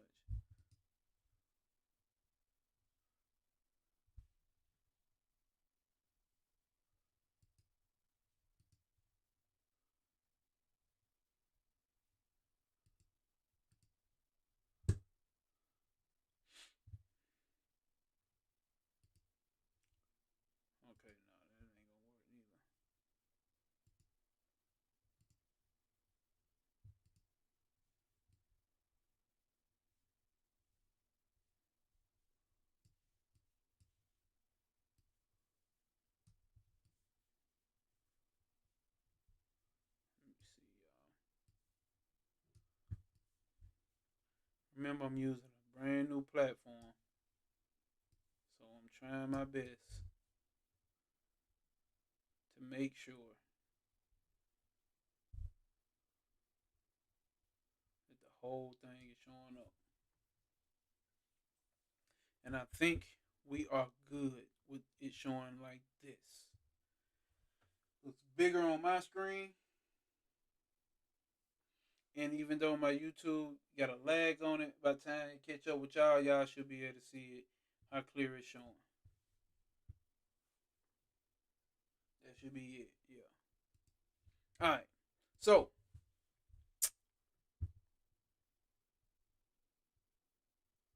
question.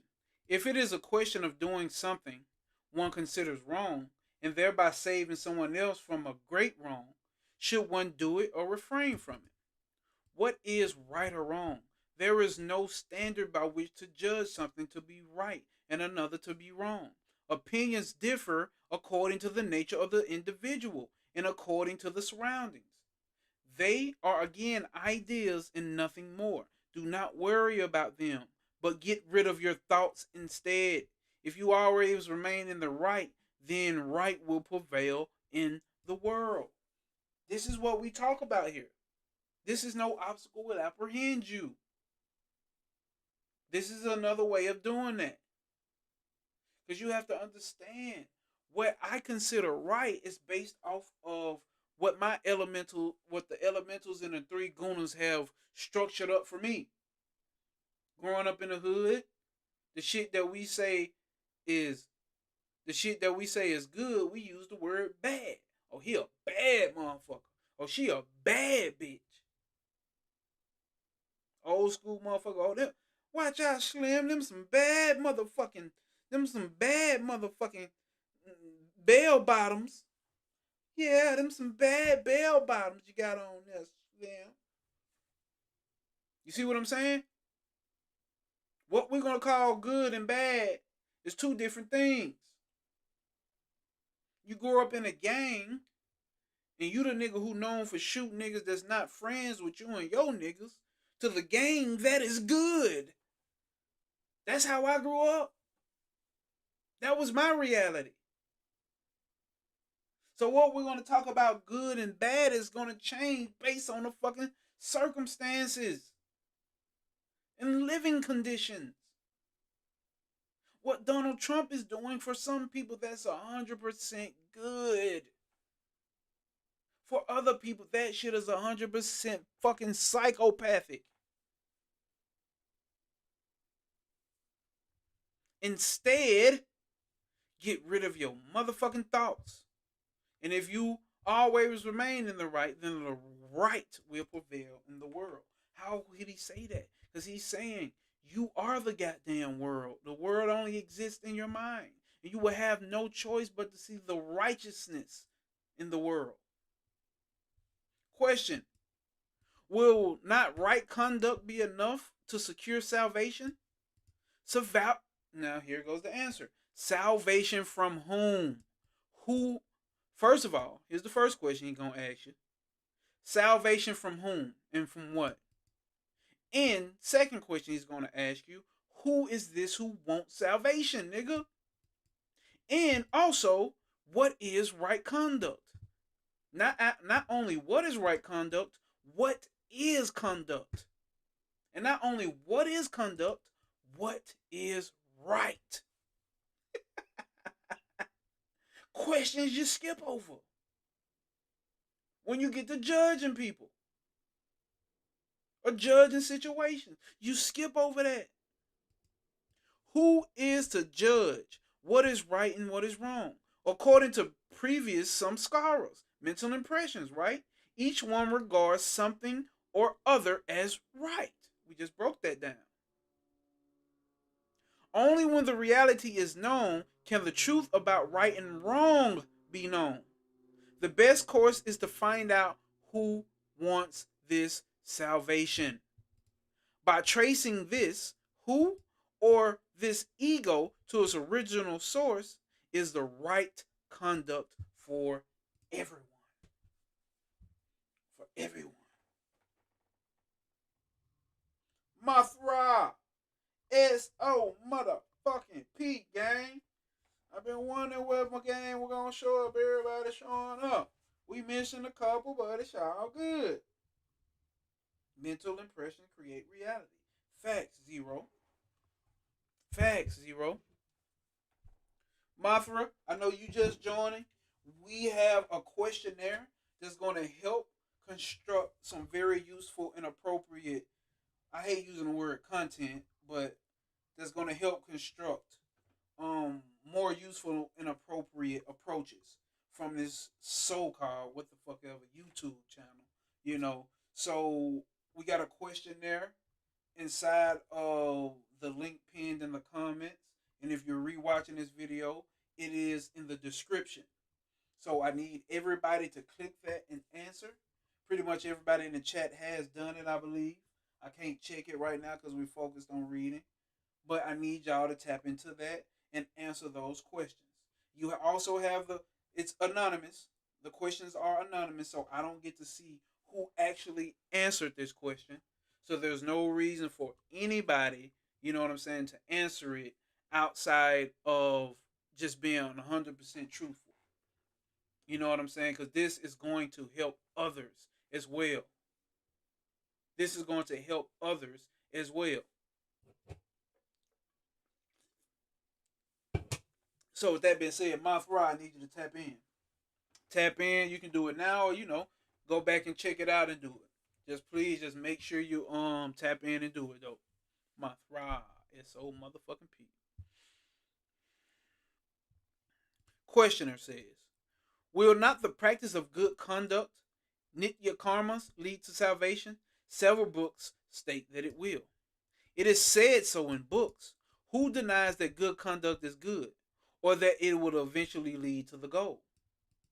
Good conduct, or sat karma, purifies the chitta, or the mind, and gives the chitta suddhi, or the pure mind, and gives you chitta suddhi, or pure mind. The pure mind attains jnana, or knowledge, which is meant by salvation, right? Enlightenment, salvation. So, eventually, jnana or knowledge must be reached. That is, the ego must be traced to its source. But to those whom this does not appeal, we have to say that sat karmas lead to chitta suddhi. And chitta suddhi will lead to right knowledge, or jnana. And that in its turn gives salvation. I hope y'all heard that. Right? So practice of good conduct, right? Or doing karma yoga or whatever, leads to a purified mind.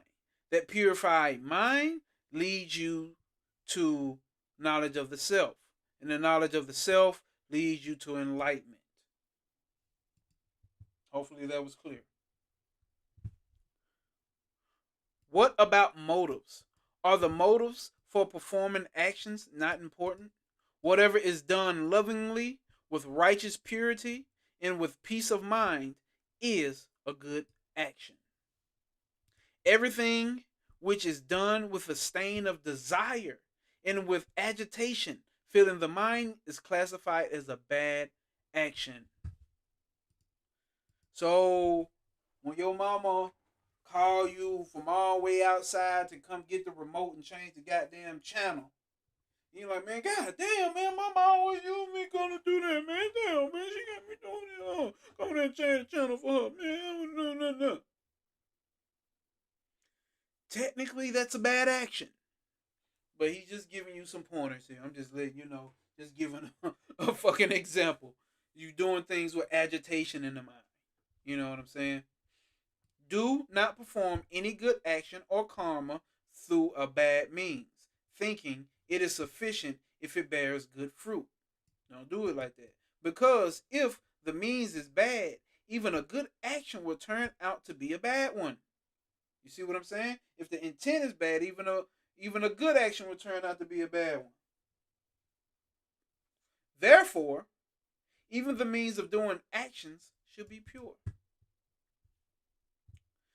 Questioner says, Sankarya says, we are all free, not bound, and that we shall all go back to God from whom we have come, as sparks of fire.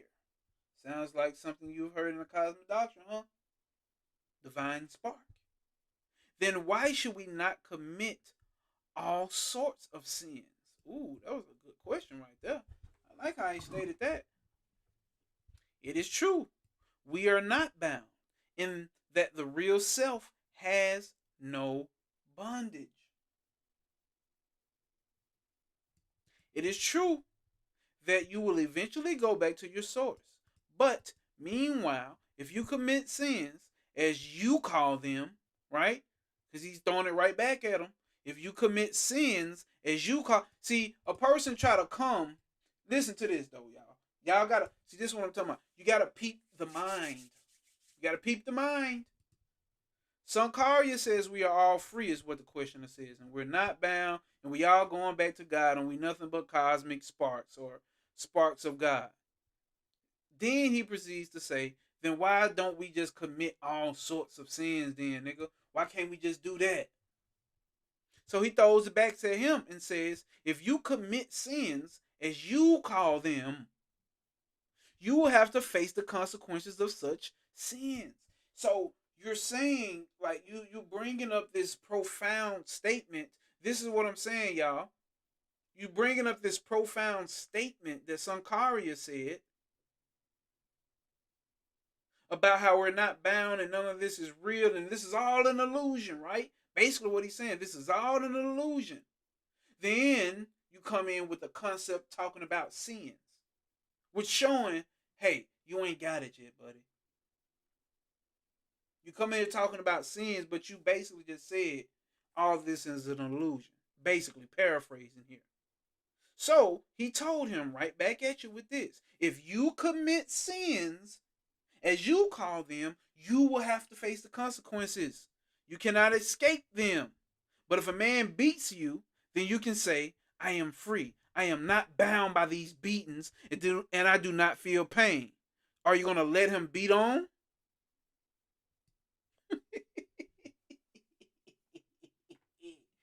Oh, he found him up. If you can feel like that, listen, he says, if you can feel like that, you can go on doing what you like. What is the use of merely saying with your lips that I am free?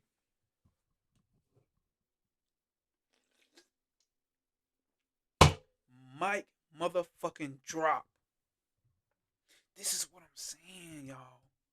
We come saying the profoundest of the most profound statements, but it has not become your concrete reality yet.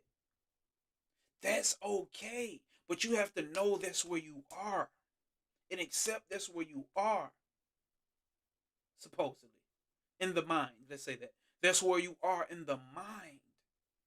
It has not become concrete yet.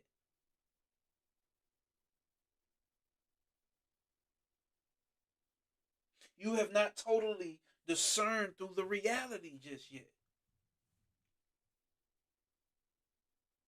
But you come pushing up with these profound statements.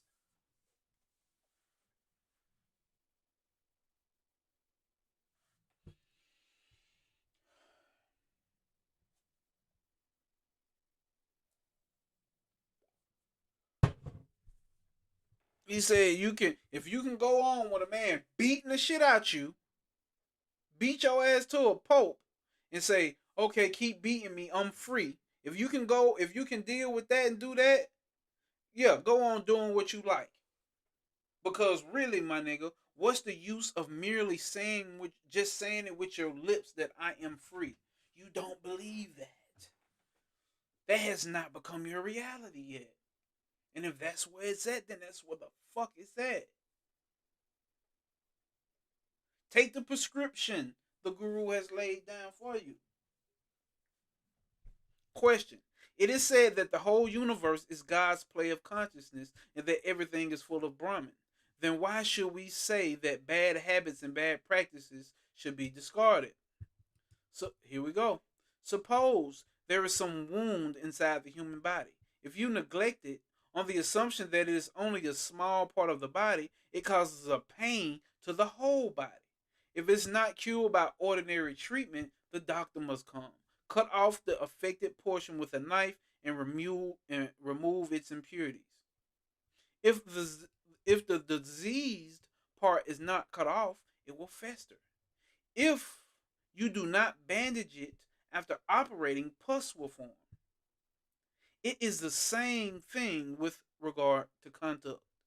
Bad habits and bad conduct are like a wound in the body. Every disease must be given appropriate treatment. Question. So one should adhere to conventional codes of behavior. Question. Here's the answer. Since the prescribed observances for self-discipline or niyamas help one to a considerable extent, they are worthy to be accepted and followed. But if they are found to obstruct the superior practice of inquiry for true knowledge, give them up immediately as deficient. So if all these self-disciplines are worthy, and these self disciplines are worthy and useful and appropriate, basically, if they're useful and appropriate, you should use them. But if they are found to obstruct the superior practice, which is his practice called inquiry, to asking, who am I? Who is this who is practicing these self disciplines? Who is this that is actually meditating? Who is this that does rituals? Who is this that is reincarnated? Who is this that is happy, sad, mad, hungry? If it obstructs that practice, give them up because they are deficient. They're not good enough. Let's see this chat. Let's pull this camera back up.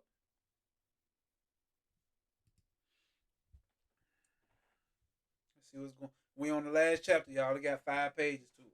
Let's see. Elijah says, anyone listening to this? That's why I say you can just pay attention and realize almost no one has got it like that. Doesn't mean we aren't trying. It just depends. See,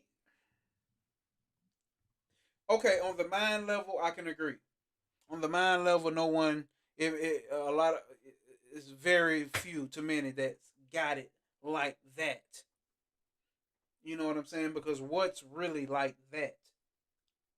Because one thing we still have to know, the 5 elements are bundled up and packaged differently amongst every so-called body or amongst every so-called mind. Now we got to remember this. This mind is the creator of the illusion. And as it also is the creator, it's also the illusion itself. So, once you realize that it's only the mind that is doing this, or it's the mind that is got it like that, that's perceiving something as being gotten like that, then there's the real trick. There's the real trick. See, here's the thing, because Ramana is speaking from a standpoint to certain people with certain levels of mental impression, which majority of the world is at. See, I'm getting this shit.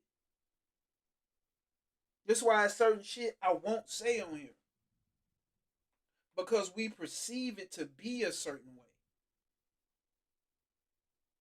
Because we see a certain person acting a certain way. And that seems to be the ideal spiritual person. That is why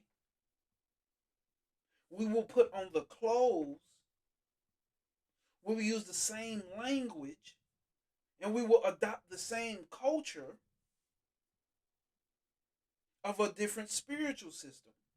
Because we, as the mind, have started to perceive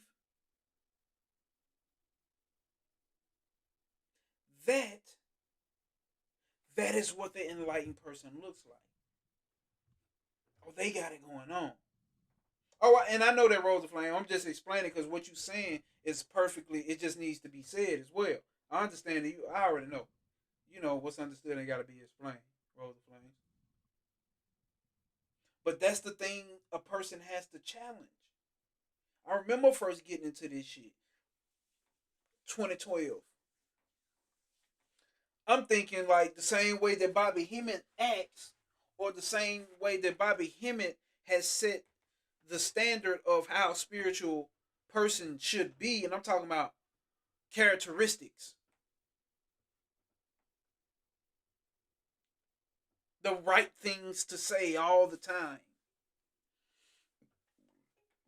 or whatever the fuck. I probably shouldn't have said that, but I don't know. That probably goes into it as well. I used to think it's supposed to be like that till I had my own real deal experiences personally. And it has never had anything to do with that.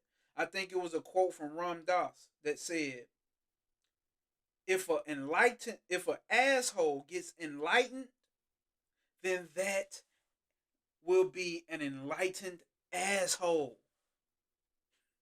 None the difference. None the difference. That shit still does not. That's what I'm saying. Like this shit is still on autopilot. I beg to differ that you're changing any goddamn thing. On a grandiose scale, let me say that. On a grandiose scale. Yes, nigga, I can stop smoking fucking vapes and I will when I'm ready. And that's a change. So I'm talking about on a grandiose scale. You gotta think about it. All the people that can't stand their parents, they came into spirituality, which was a lot of us, damn near all of us. Now, can't stand their parents on that level, but you know what their parents caused some type of pressure that made them feel alienated. Maybe their parents, or maybe their siblings, or maybe their cousins, or maybe their neighborhood, or maybe their school. But let's take it back to the parents, because those are the first ones who put us under mind control. Sit up, talk like this, don't do this, or do this. Some people have been touched, done very inappropriately by their parents.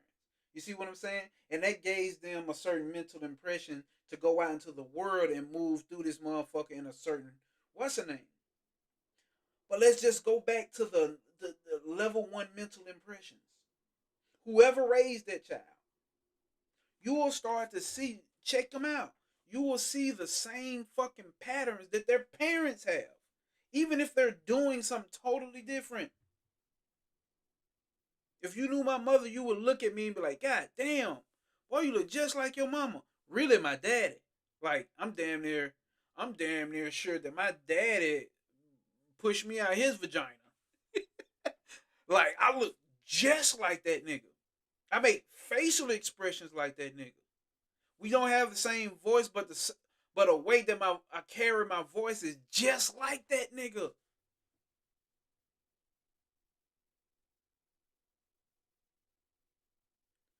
Like certain patterns of these elementals are not fucking changing, fool. It don't matter how spiritual you are, how spiritual you are not. It's just certain patterns that's not fucking changing. It's automatic. We know this for sure because we do not, we don't, where the fuck did we learn to think? Thinking came in automatic. The apparatus for it was already there. Thinking fucking came in automatic. This is the type of shit we have to sit and think about. Like, what the fuck is really going on here? And once we create this course, this class, or whatnot, we're gonna really get into shit like that. We're already into it, but I need y'all there. We need to do this thing, whatever this thing is. It's time to start to do the shit. And I'm gonna let you know now. I'm more of like trying to do it in live Zoom call classes. Like, you don't have to show your face on camera, but everybody has to be present and open their fucking mouth.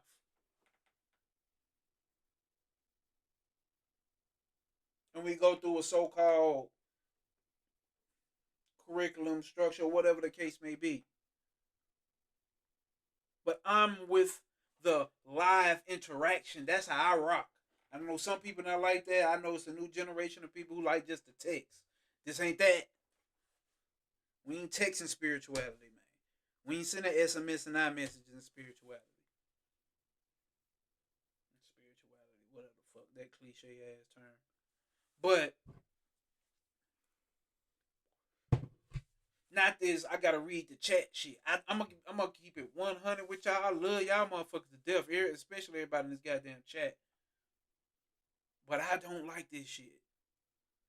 Have to wait and read your comments, and somebody writes a comment, and I may misunderstand what they're saying, and then I have to come back and read the Like, I don't like that shit. I like to hear the tone. Y'all hear the tonality of my voice.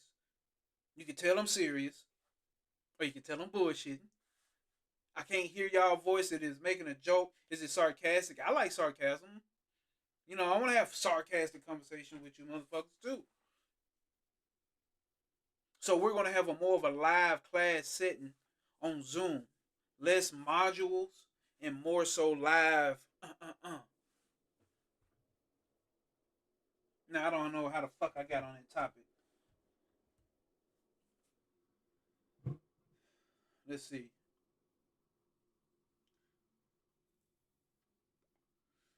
Okay, I'll make sure I check it out, Zero.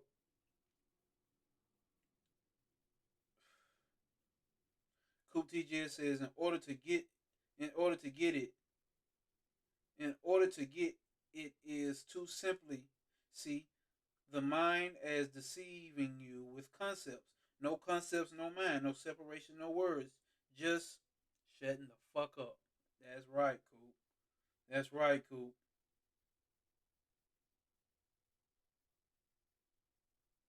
Yeah, now fact zero, I get you. That's why we're gonna do that. Because we need to have that sitting. You can't get this shit out through sending DMs and shit. I get a lot of fucking DMs, and I just gotta take my time going through them motherfuckers. Y'all just gotta be patient with me. But if we get a live setting, what you say could help the next person. You gotta understand that. Nobody can read my personal DMs, and nobody can read your personal notes. We gonna have that setting. That setting is what I believe is needed. Because that's what I like as well. So if I like it, there has to be at least 50 more motherfuckers who like it. But we standing on this cosmic P in that motherfucker, you know what I'm saying? It ain't just no chit chat. Hey, what you doing? What you eat for lunch?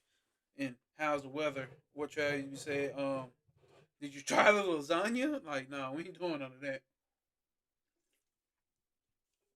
But I will tell you about lollipop. Lollipop. Shit is fire. So, sometimes you want to throw up. I definitely agree. Sometimes you want to. But as individuals, we need to be on the move. But this, but this circumstance, or are you saying by these circumstances? I would 100% agree. I would 100% agree.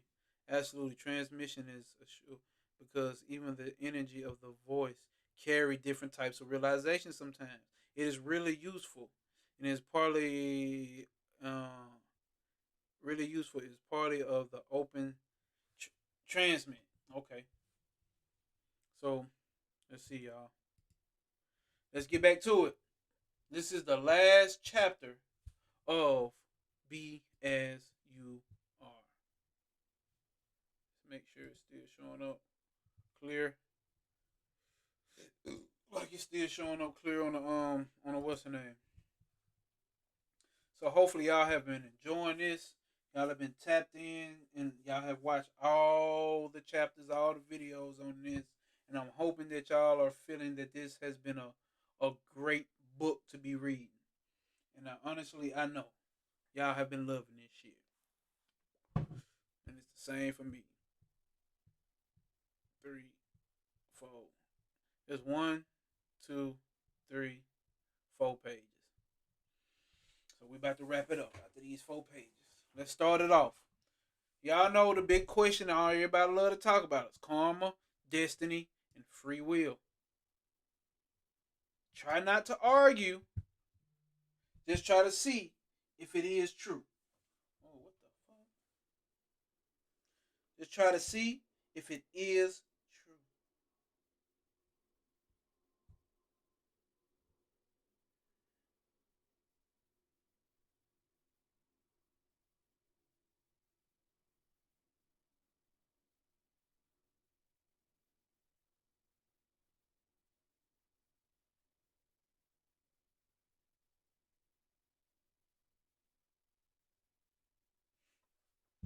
Try to see if it is true, y'all. Let's see. All right, let's go. Karma, destiny, and free will. The theory of karma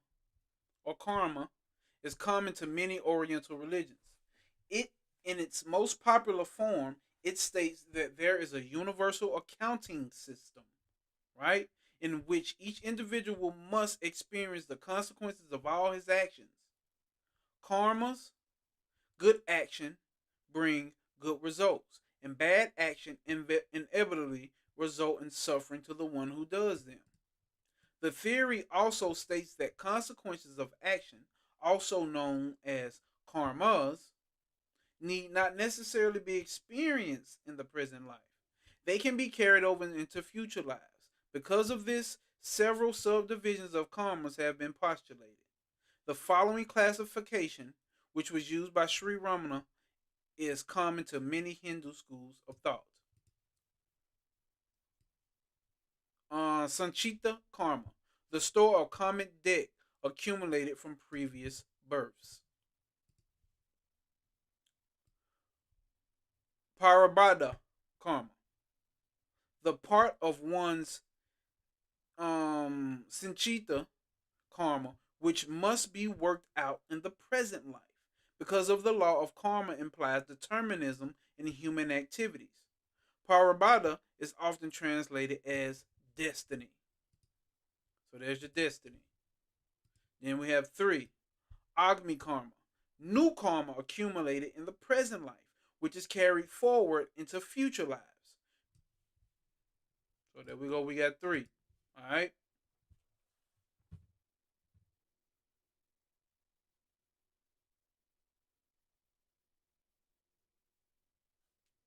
Let's see. Sri Ramana accepted the validity of laws of karma, but said that they were only applicable as long as a person imagined that he is separated from the self.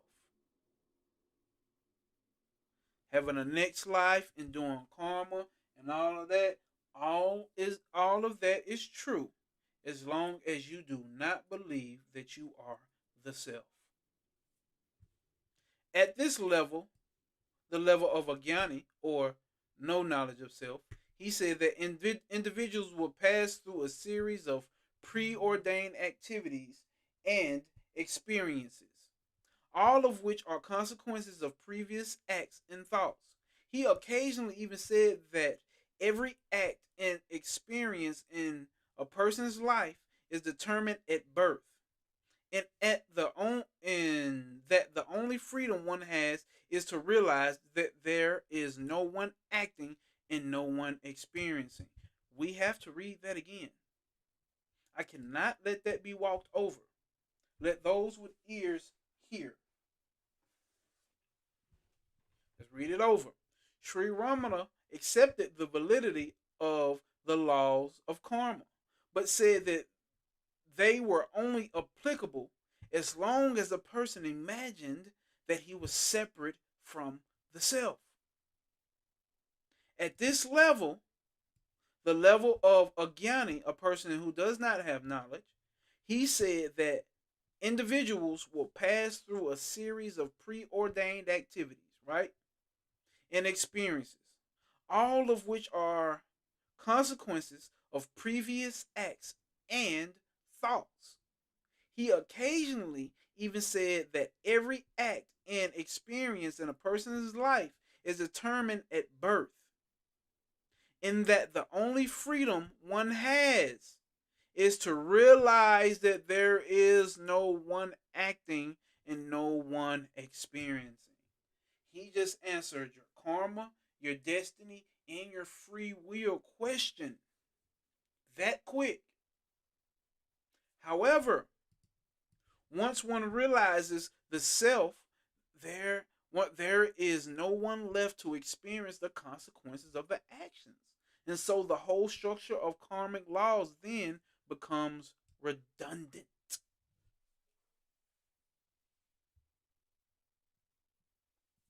Right here, right the fuck now. Always has been. Now, if we on some Maharaj, this is Maharaj. If this on some Maharaj, he'll be hurting some goddamn feelings.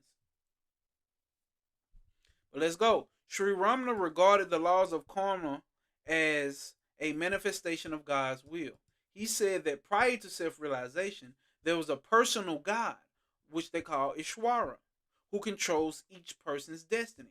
It is Ishwara who has ordained that everyone must suffer the consequences of his actions. And it is Ishwara who selects the sequence of activities that each person must undergo in each lifetime. One cannot escape from Ishwara's jurisdiction while one still identifies with the activities of the body. The only way to become free of his authority is to transcend karma completely by realizing the self. Hopefully that answers some questions. Hopefully that lit up some lights in somebody's and turned on somebody's fucking light bulb. That last sentence right there. Or that whole fucking paragraph. Question. Let's start. Here we go with the questions and answers.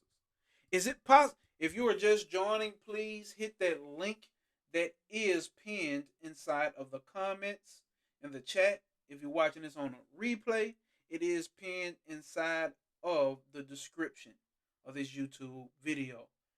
Please answer those questions so we can make some very useful and appropriate adjustments around this bitch. Question. Is it possible to overcome even while the body exists? The Parabrada karma. What's the Parabrada karma? Karma, part of one's karmic debts that accumulated from previous birth, which must be worked out in the present life. Because of the law of karma implies determinism in human activity. So, destiny. So, is it possible to overcome while the body exists, the destiny karma, which is said to last to the end of the body? His answer is yes. If the agent upon whom the karma depends, namely the ego, that's what I'm trying to tell y'all.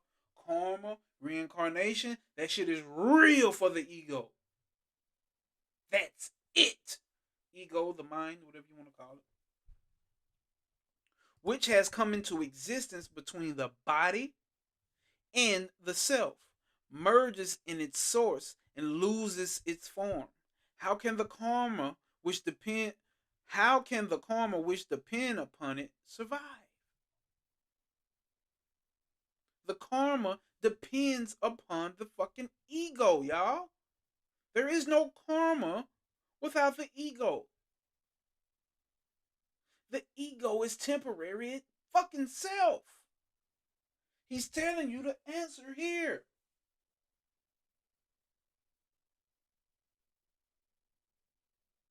The actual answer is in that statement. If we're telling you the fucking ego is false and doesn't exist at all, it's a mere appearance, it's Project fucking Bluebeam, it's an optical illusion, then what the fuck does that say about karma and reincarnation? Anyway, when there is no I, listen, there is no karma. Question. It is said that the Parabhata karma is only a small fraction of the karma accumulated from previous lives. Is this true? Answer. A man might have performed many karmas or actions, right, in his previous birth. A few of these alone will be chosen for this birth, and he will have to enjoy the fruits in this birth. It is something like a slideshow where the projectionist picks a few slides to be exhibited at a performance, the remaining slides being reserved for another performance. All this karma can be destroyed by acquiring knowledge of the self. The different karmas are the slides. Karmas being the result of past experience, and the mind is the projector. The projector must be destroyed so that there will be no further reflection and no further births and no deaths.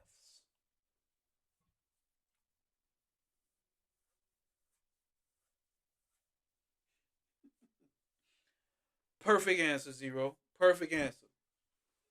Hell yeah, Elisha. Project Blue Beam. Just a projection, bro. But what Zero said is it. It comes very fucking redundant. If you have not noticed, all 21 chapters have been saying the same thing.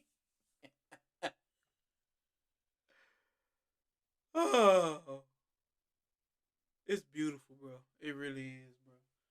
This shit is beautiful. Let's go. Question. Who is the projectionist? What is the mechanism which selects a small portion of the Sanchata karma and then decides that it shall be experienced as Parabrata karma? Sanchata karma is past life impressions, and Pradabrata karma is the destiny of that karma from past life being worked out. So he says individuals have to suffer their karmas, but Ishwara manages to make the best of their karmas for his purpose. God manipulates the fruit of karma, but he does not add or take away from it. The subconscious of a man is a warehouse of good and bad karma. You niggas know about the subconscious. Ishwara chooses from this warehouse. What he sees will best suit the spiritual evolution at the time of each man, whether pleasant or painful. Thus, there is nothing arbitrary. Question it says, Upsada Saram, you say, in Upsada Saram, okay, that's one of his books. Upsada Saram, you say that karma bears fruits by the ordinance of God. Does it mean that we reap the consequences of karma slowly, solely because God wills it? In this verse, Karta, God means Ishwara. He is the one who distributes the fruits of actions to each person according to his karma. That means that he is the manifest Brahman. The real Brahman is unmanifest and without motion. Uh-oh. Uh-oh. The real Brahman is unmanifest and without motion and without attributes, nigga, if you want to be quite 100. It is only the manifest Brahman that is named as Ishwara or God.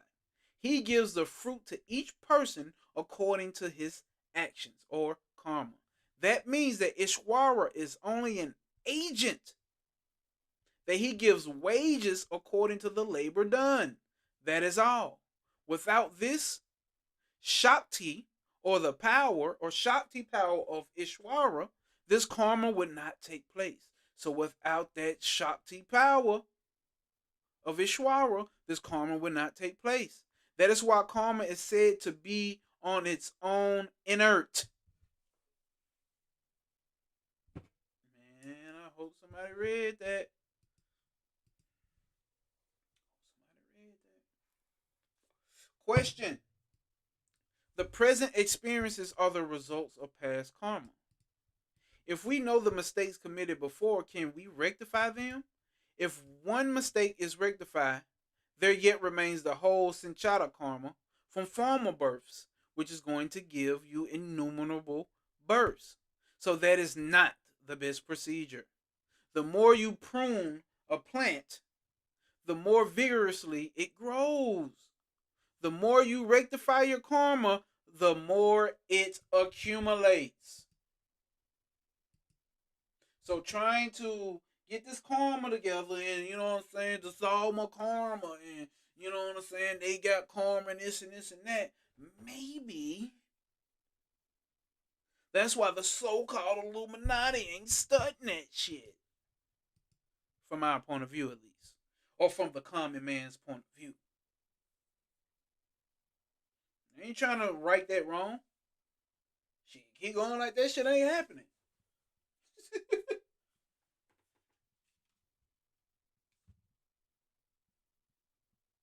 Huh?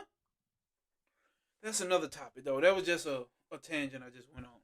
Find the root of karma and cut it off. Kuti just said, he's like, I can answer your questions on karma all day, but don't sleep on the main point I'm teaching you. Facts. And like I said, Shakti is my bae. That's everybody bae, and can't nobody get rid of it. Mothra says, he always brings it back to the one. Yes. Yes, Mothra. Facts. Next question. Does the karma theory mean that the world is a result of action and reaction? If so, action and reaction of what? Answer. Until realized there will be karma. That is action and reaction. Right there. That is action and reaction. After realized there will be no karma and no world. Question. If I am not the body, why am I responsible for the consequences of my good and bad actions? Answer. If you are not the body and don't have the idea I am the doer, the consequences of your good and bad actions will not affect you. Why do you say about the actions the body performs, I do this or I did that? As long as you identify yourself with the body like that, you are affected by the consequences of the action. That is to say, while you identify with the body, you accumulate good and bad karma. Now you be like, okay, so why did he check this out? He came with that I am not the body. So why am I responsible for the consequences? When you read that statement, he's saying he's not the body, and at the same, before he even finishes the sentence, he's saying that he is the body. Because who is this I that could be even responsible? You get where I'm going here? Well, a lot of deep shit is said, but in the same statement, you showing that, because we're in this certain setting that we're having here, right? It's a certain setting. So, of course, if you're talking on a normal basis, I am drinking this drink. I am smoking this vape. So we're having that type of conversation on a regular conversation. But in this setting of trying to like challenge the teacher type shit, my nigga, like tight tip is you on, gang. You say I'm not the body, but why am I responsible? Who is this I that's responsible? So it's obvious that you still identify as the body. Now, but if you are not the body and do not have the idea that I am the doer, the consequences of your bad actions will not affect you. What does that mean? It's the mind. You suffer the consequences of what your mind thinks is wrong. If your mind believes that that is wrong, you will suffer the consequences of what is wrong. It goes into the mind, it gets trapped into the subconscious mind, and then goes to the unconscious mind. And then the system of the mind filters it out and brings it back, and you even forgot that you did a so-called bad action. But your mind remembered that it's so-called stationed and put into the compartment of bad actions. Are you getting this? It's the mind that's doing all this shit, gang. I'm telling you, bro. And when you understand the falsity of the mind, you know all that other shit is bullshit. He told you, in fact, the only thing that you do know down this motherfucker is nothing but an illusion. I don't give a fuck about none of the spiritual shit you done learned. All of this shit is an illusion. It's all in the realm of Maya. It's all in the realm of the fucking mind. Hope this is hitting home for somebody. Question.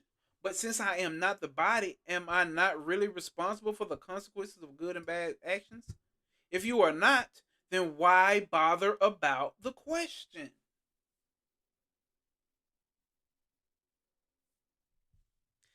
In some places, it is stated that human effort is the source of all strength. This is the questioner. In some places, it is stated that the human effort is the source of all strength, and that it can even transcend karma. In others, it is said it is all divine grace. It is not clear which of them is correct. Here it goes. Yes, some schools of philosophy say that there is no God other than the karmas of previous births. That the karma done is the present. That the karma done in the present birth, in accordance with the scriptures, is known as Purusha Purushaskara, or human effort. That the previous and present karmas meet for a head-on fight like rams, and that the one that is weaker gets eliminated. That is why people say that one should strengthen Purusha Purusha Kara, or human effort. If you ask such people what the origin of karma is, they say that such a question is not to be raised, as it is like the eternal question. You'll never get to the end of the shit, gang. If you just joining, hit that like button, but also go and hit that link inside the pinned comments inside the chat,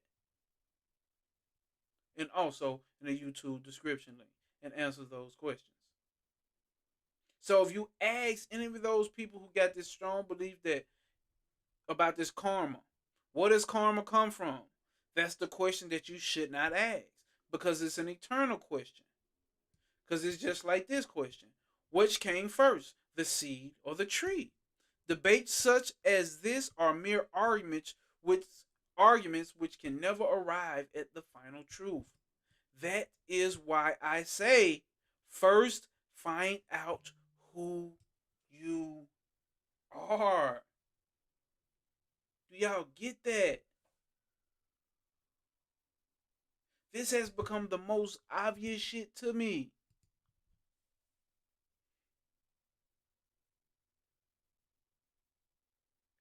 Why not find out who the fuck you are? You're not gonna get to the answer of all of this profound intellectual shit about the beginning, the middle, the end of the world, and what God did. Listen, man.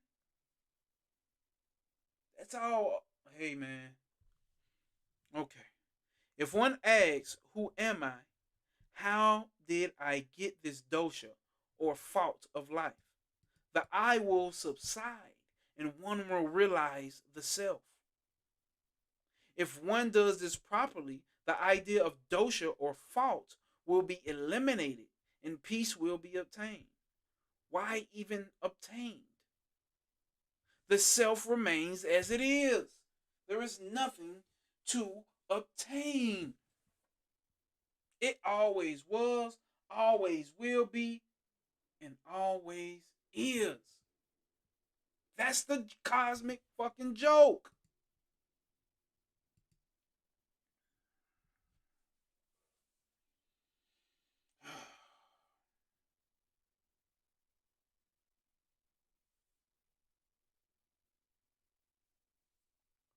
That's the cosmic fucking joke.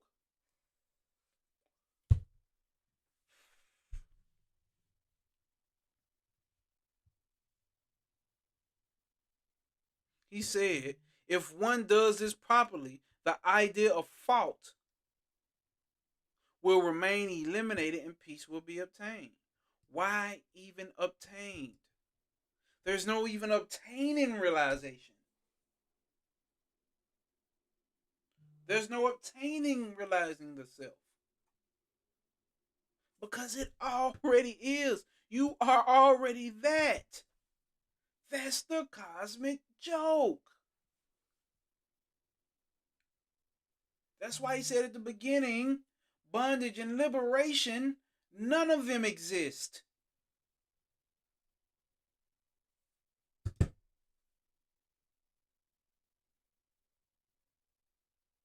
So what does that really mean? You have to come to that answer. The essence of karma is to know the truth of oneself by inquiring, who am I? The doer who begins to do, who am I? The doer who begins to do karmas. Unless the doer of karmas, aka the ego, is annihilated through inquiry, the perfect peace of supreme bliss, which is the result of karma yoga, cannot be achieved. Question. Excuse me. Question. What is it? Can people wipe out consequences of their bad actions by doing mantras or japa, or will they necessarily have to experience them? If the feeling I am doing japa is not there, the bad actions committed by the man will not stick to him. If the feeling of I am doing japa is there, the consequences of bad actions will persist. It's the same thing Bobby Hemmett told me. Karma ain't real. It ain't that he just told me like I talked to him on the phone. Karma ain't real. Its only effects take toll on you if you believe the things that you were done are bad things. See, Ramana Maharshi wiping it out at the beginning. If you even believe you are doing anything, good, bad, or neutral, karma is on that ass. Believing that you are the doer, which ultimately leads you, means, or presupposes that you believe that you are the fucking body. If you just join and hit that like button and hit that link inside of the chat. Questioner says, does punya or merit accumulated from various acts or virtuous acts extinguish papa, or demerit accumulated from sinful acts? So by doing virtuous acts, does that basically cancel out sinful acts? As long here we go again. Here we go again, y'all. As long as the feeling I am doing is there, one must experience the results of acts, whether they are good or bad. This shit I just said, right? How is it possible to wipe out one act with another? When the feeling that I am doing this is lost, nothing affects a man unless one raises or realizes the self. The feeling of I am doing will never vanish unless one realizes the self. For one who realizes the self, where is the need for japa? Where is the need for tapas? Owing to the force of parabrata, life goes on, or destiny, life goes on. But he who has realized the self does not wish for anything. Parabrata, karma, is of the three categories: Icha, Anicca, and Paricha. Personally desired, without desire, and due to others' desire. For the one who has realized the self, there is no Icha, Parabrata, Parabrata. I can't say it, y'all forgive me. But the two others, anicca and panicca, they remain. The desires of others and without desires, they remain. With whatever a whatever a Jnani does is for others only. If there are things to be done by him for others, he does them, but the results do not affect him. Whatever be the actions that such people do, there is no punya or papa attached to them. But they do only what is proper according to the accepted standard of the world. Nothing else. That's what your average person is doing.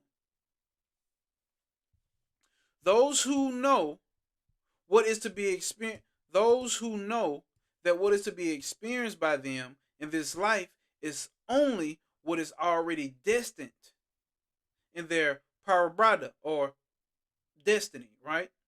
For this life, will never feel perturbed. What?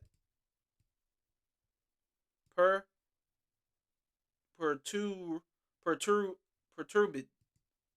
It will never feel perturbed.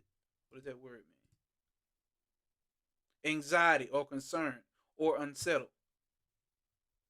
Those who know that what is to be experienced by them in this life is only what is already destined by their destiny. They will never feel unsettled or disturbed about what is to be experienced. Know that all one's experience will be thrust upon one whether one wills them or not. That's why I say, no matter what. This is why there's no obstacles will apprehend you. Like, if you read this whole, bro, he's giving the people the answers where you have to read in between the lines. It's like hidden shit in here. But it's obvious. But it's hidden. But it's subtle. But it's loud as fuck. If you picking up what the OG is putting the fuck down. We almost done. Let me read some comments.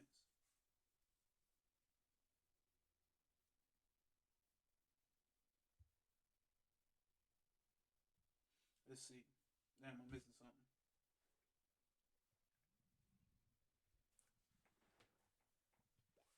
The cosmic joke is Zero says the cosmic joke that is eternally laughed by the same cosmic joker.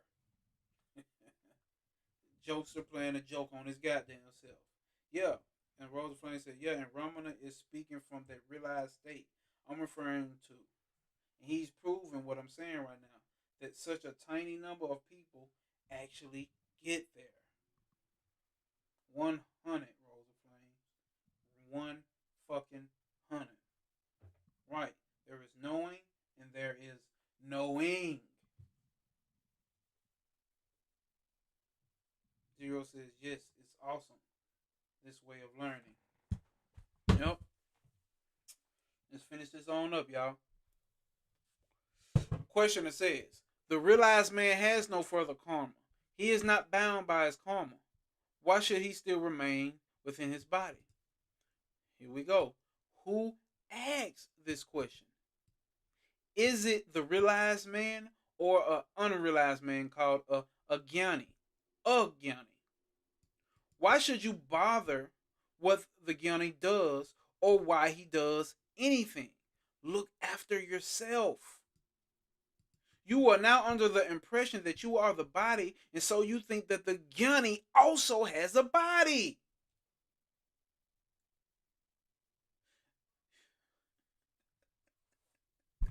This shit's so fucking funny, bro. Oh, not saying what he's saying, but I'm saying, like, it's given. Like, the doorway is being pointed at in every fucking statement. Does the Jnani say he has a body? He may look to you as if he has a body and may appear to be doing things with the body as others do, but he himself knows that he is bodiless. The burnt rope still looks like a rope, but it can't serve you as a rope if you try to bind anything with it. A Gyani, let's say an Gyani.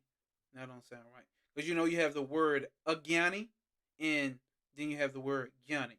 Agyani means not no knowledge of self. But this one is saying Agani is like that. Damn, he said, if you like that, Agyani really like that, nigga. You ain't like that. Agyani really like that. He may look like other people, but this is only on the outer appearance. So long as one identifies itself with the body, all this is difficult to understand. All this is difficult to fucking understand. That is why it is sometimes said in reply to such questions, the body of a Gyani will continue till the force of the Parabrata or destiny works itself out. And after the destiny is exhausted, it will drop off. It will drop off. That's the best thing to tell a motherfucker who don't get it. An illustration made use of in this connection. An illustration made use of in this connection is that of an arrow already discharged will continue to advance and strike its target. But the truth is, the Gyani has transcended all karmas, including the destiny karma. And he is not bound by the body or its karmas. Not even an iota of destiny exists for those who uninterruptedly attend to the space of consciousness, which always shines as I am, which is not confined in this vast physical space, and which pervades everywhere without limitations. Such alone is the meaning of the ancient saying.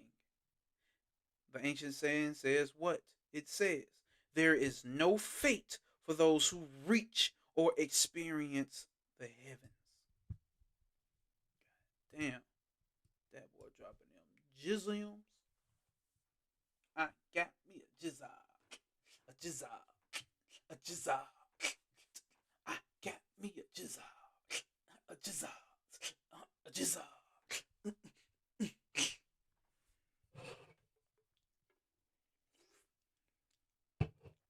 Questioner says, if a thing comes to me without any planning or working for it and I enjoy it, will there be no bad consequences from it? It is not so. Every act must have its consequences. If anything comes your way by reason of destiny, you can't help it. If you take what comes with any special attachment and without any desire for more of it or for a repetition of it, it will not harm you by leading to further births. Or on the other hand, if you enjoy it with great attachment and naturally desire for more of it, it is bound to lead to more births. Next, questioner says, according to the astrological science, predictions are made about coming events, taking into account the influence of the stars. Is this true? Here we go. So long as you have the feeling of egotism, all that is true.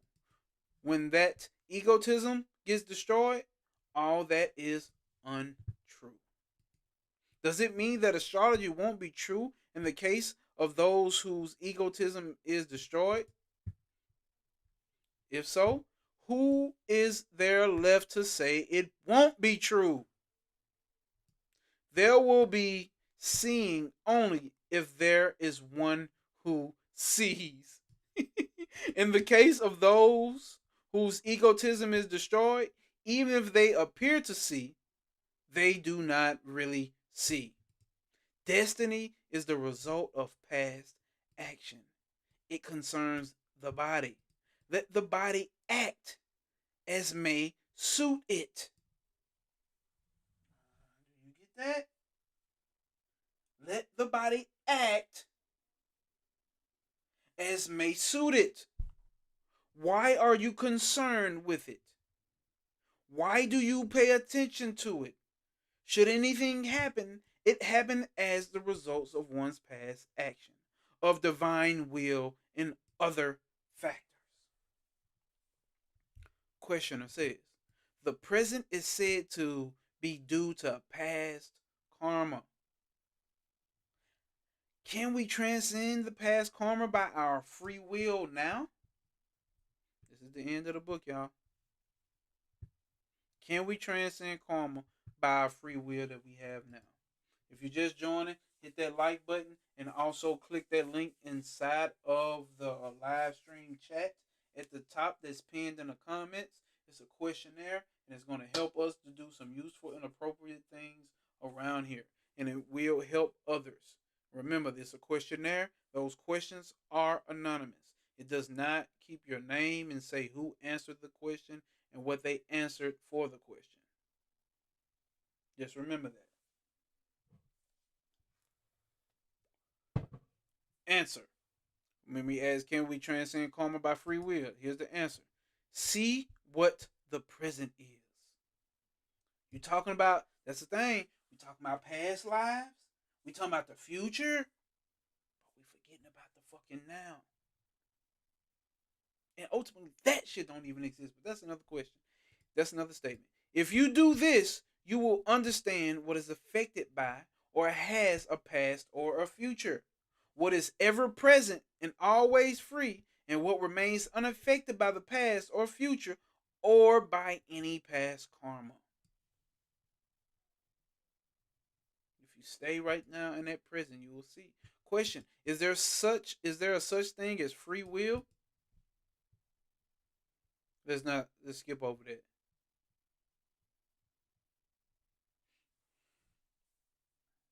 We ain't gotta go there. But I'm gonna let him answer it. Because I was finna say something, but I feel like I be getting ahead of myself for another topic in another video, in another setting. So the question is asked: is there such thing as free will? You know who? You know how he gonna come? Whose will is it? So long as there is a sense of doership, there is a sense of enjoyment and of individual will.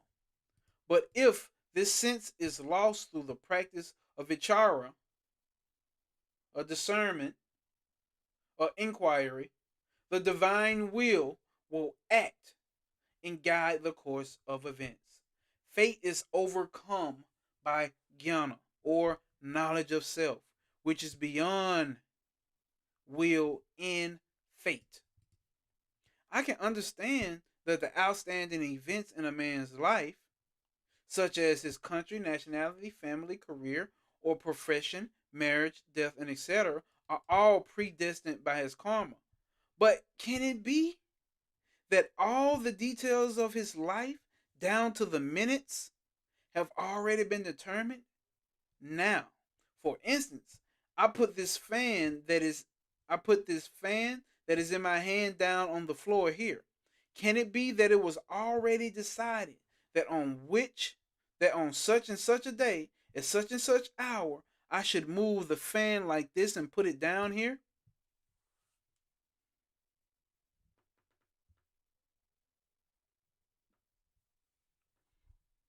Certainly, is what he said. Whatever this body is to do and whatever experience it passes through was already decided when it came into existence. Now you have to see, karma is real for the body. Karma is real for the mind, or the ego, or the thoughts, or the memories, or the intellect. Karma is real for that. And destiny, that different type of karma that's strictly talking about destiny, that is real for the body.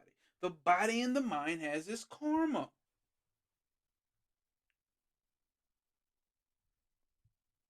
So his answer is certainly, whatever this body is to do, and whatever experience it is to pass through, has already been decided when it came into existence. This body is a wrap for it. It's already got what it's going to do. You know that.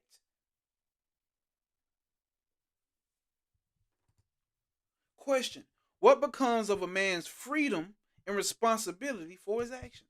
The only freedom a man has is to strive and acquire the knowledge, or jnani, which will enable him not to identify himself with the body. The body will go through the actions rendered inevitable by destiny. And a man is free either to identify himself with the body and be attached to the fruits of his actions, or be detached from it and be a mere witness of his activities. He say that's your only motherfucking freedom you got if you want to talk about free will. To know the self or not. To know or not know. So the questioner says, so free will is a myth? Answer: free will holds the field in association with individuality. As long as individuality lasts, there is free will. All the scriptures are based on this fact, and they advise directing the free will in the right channel.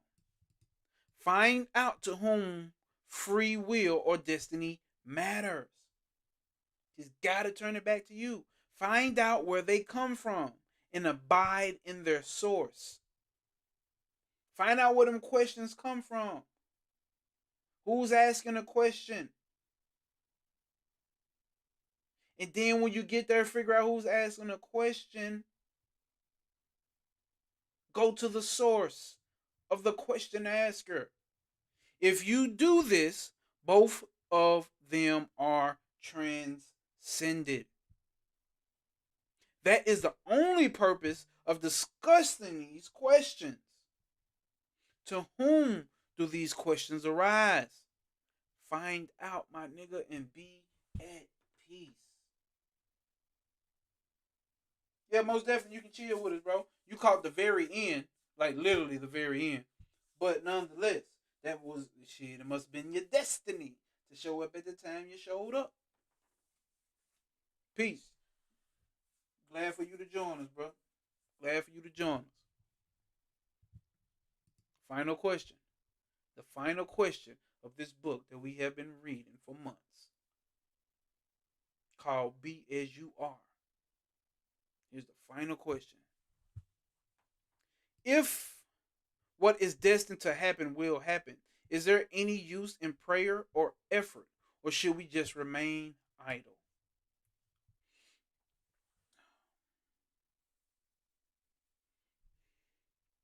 There are only two ways to conquer destiny or be independent of it. One is to inquire from whom is this destiny and discover that only the ego, only your fucking ego is bound by destiny and not the self. And that the ego is non existent. This is what I'm saying. Is here, the proof is in the pudding. The answer is given. If karma, destiny, free will, and all of that shit only exists for the mind, aka the ego, but ultimately the fucking ego don't exist, what does that tell you about karma? About karma, destiny, reincarnation?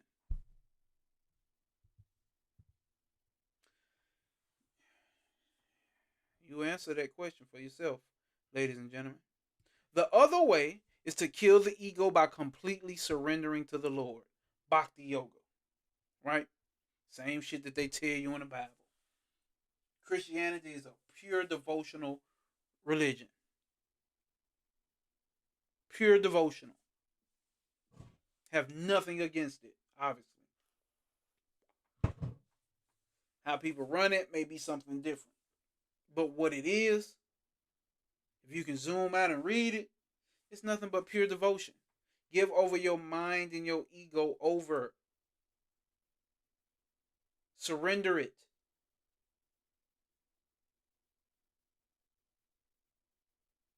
Because that is the devil. That is the sinner. The mind. Not you. The self. You ain't sinning. You ain't evil. You ain't done good and bad actions. The mind is the creator of all of that. The mind is the illusion. By realizing one's helplessness and saying all the time, say what all the time? Not I, but thou, O Lord. Giving up all sense of I in mind and leaving it to the Lord to do what he likes with you. Surrender can never be regarded as complete so long as the devotee wants this or that from the Lord. True surrender is love of God for the sake of love and nothing else, not even for the sake of liberation. Not even for the sake of liberation. In other words, complete effacement of the ego is necessary to conquer destiny.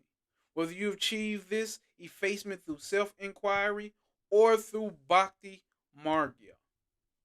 And that, my friends, will conclude the book known as, let's see,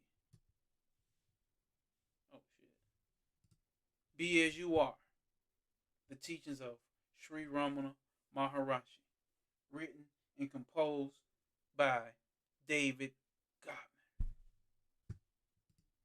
Now, what I want to see in the comments is let me know how y'all feel about this read.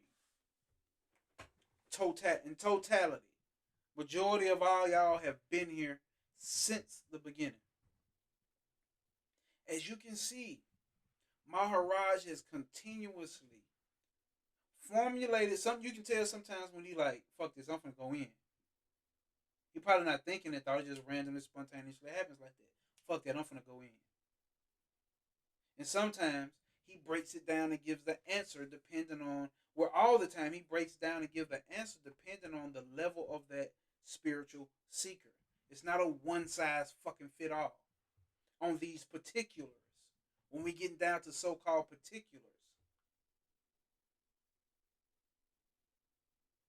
he getting down to fucking so-called particulars. It's not one size fit all, because everybody has different levels. The mind, these separate minds have different levels of understanding. They say there's 3 levels of spiritual seekers. One, as soon as they fucking hear it, instantly they got it.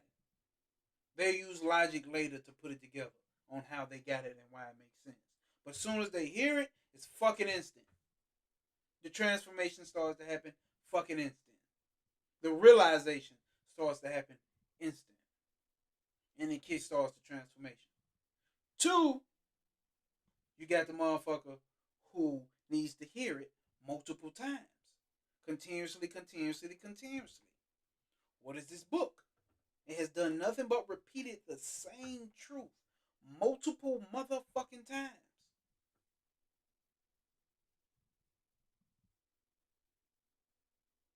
Sometimes you may need to hear from different people. And then you got 3. The one who can't accept it. Yeah, but yeah, but this and yeah, but that. But remember you said this. But now it's really this. Then I find out this. So that's not true. And the debaters. You got 3 levels of seekers. That debater, he wants nothing but is egotism, is the ego pumped up. He wants to show who's right and who's wrong. He wants to show that he's smart and the other's not. Has nothing to do with realizing the self. Then you got that second level. The motherfucker who has to repeatedly be told. I would say I started out there, to be quite honest. I started out there. I just need to be repeatedly, constantly to gain those mental impressions, those repetitious actions. They also say there's 3 ways to receive the knowledge. You sit, you listen, and you take it in. You sit with that information, or you sit with what was told with you and see, is it true? from your direct experience. Fuck about past life. Fuck about futures. Fuck about all of that. What this sign and symbol and all of this mean. We talking about we see if this shit direct and true.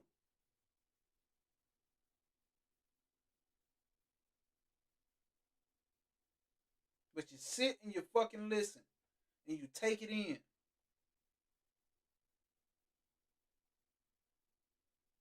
Now I'm going to get to that first level of spiritual seeker. As soon as he hear it, it's instant. So what I've noticed is on this body mind level complex, it has it started off with I need to hear it multiple times. And then it got down to the point where that mental impression was hit. That's why when I first ran into boom, boom, boom, it was instant. Then my intellect had to catch up. That's what it's like when so-called you can say the spirit is leading. Some people read and study and listen for intellectual shit. To be in to have a lot of knowledge. To be able to know every word and know every symbol and know every fucking ritual and know every fucking concept.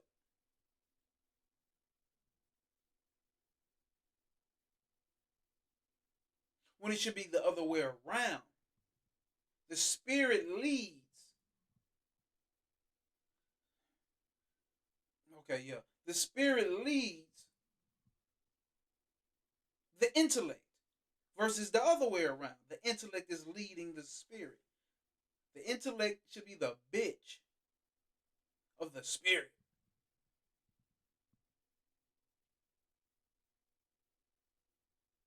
So we're not reading fucking books to gather a whole bunch of fucking information. And I've been making that clear ever since we started that shit.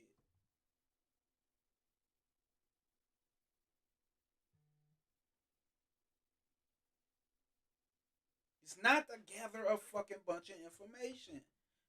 What the fuck does that do for you?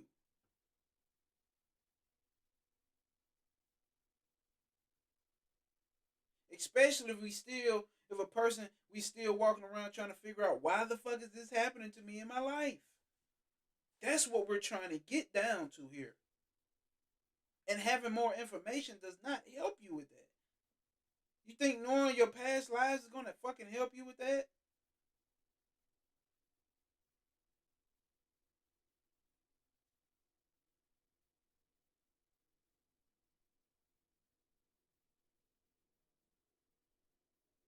So for those who have joined, just recently came in, we do have a questionnaire that is anonymously submitted. We don't know who you are when you submit your answers to the questions, but we need you to submit answers to the questions so we can make sure that the path that's going to be walked here on this channel is going to be directed towards something that's useful and appropriate for everyone.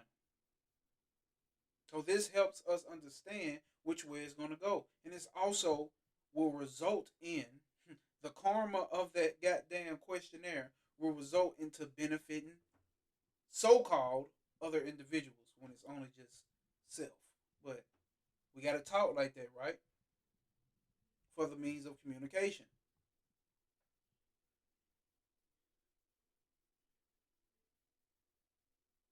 But this needs to be understood, y'all. Is there anybody in the chat room who has any questions? We got 14 people here. The only person that says something is Rosa Flame. Now, is there any questions that needs to be asked? Any pointers? Anything that stood out in the book? Anything that it made you realize that you're comfortable with sharing publicly?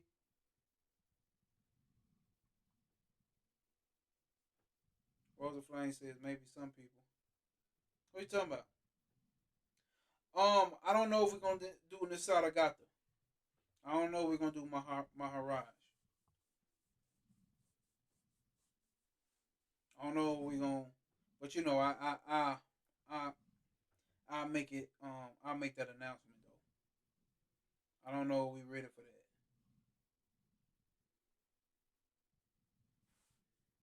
I We may be. That's why I need that questionnaire answer. You see what I'm saying? To know the right direction to be going into. Coop TGS says, great session, no way. Appreciate you, Coop. SO motherfucking P. This book has been fucking fire. This book has been fucking fire, bro. I Rose the Frame said, fire book. Salute to you, Zero, the Mexico hero. My dog. If you just joined, please hit that like button and also hit that questionnaire that is pinned in the comments in the chat. And it's also in the description of the YouTube video.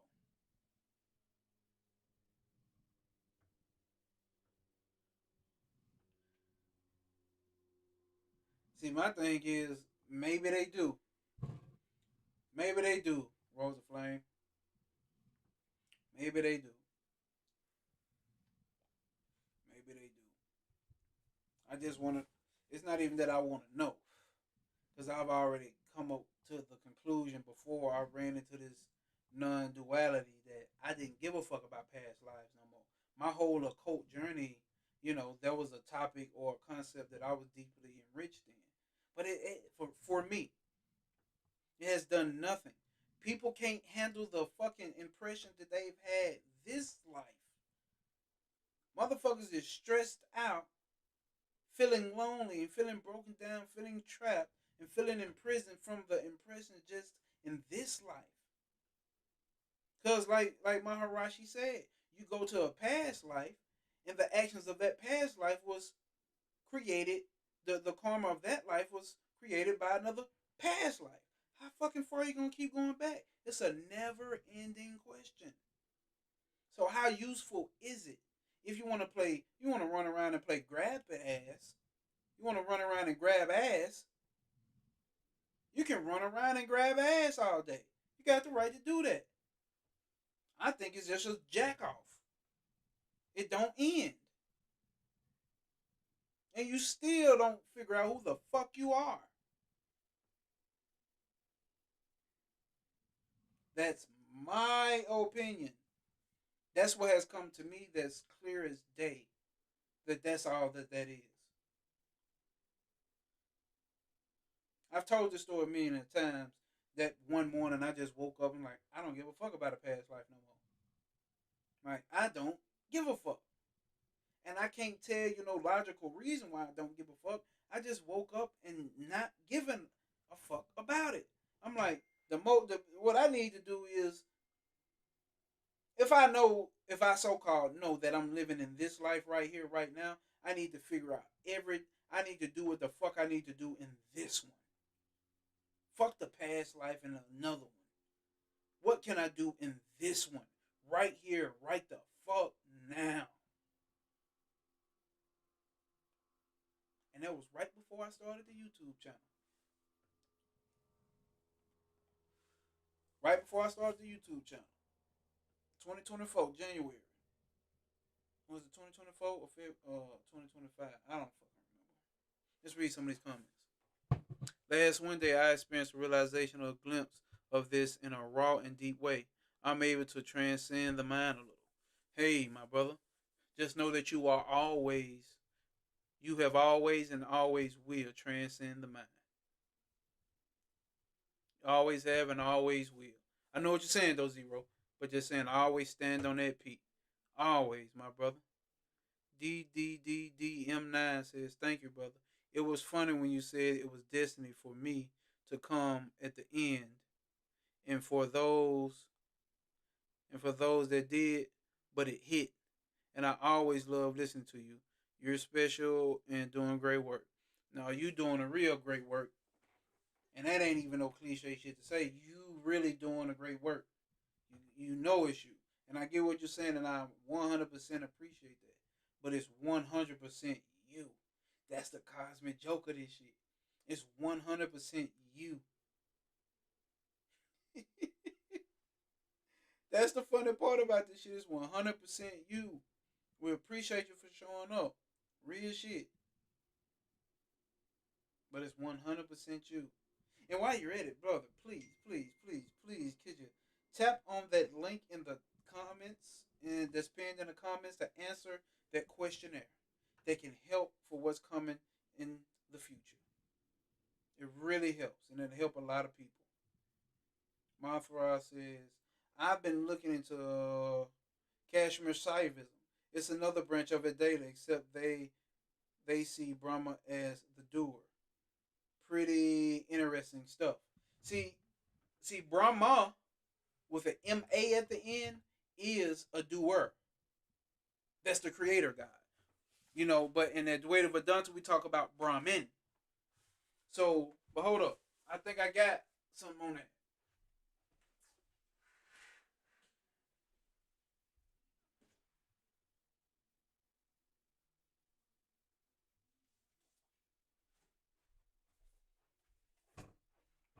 Got something on there too. The Kashmir Shaivism. The Supreme. The Secret Supreme.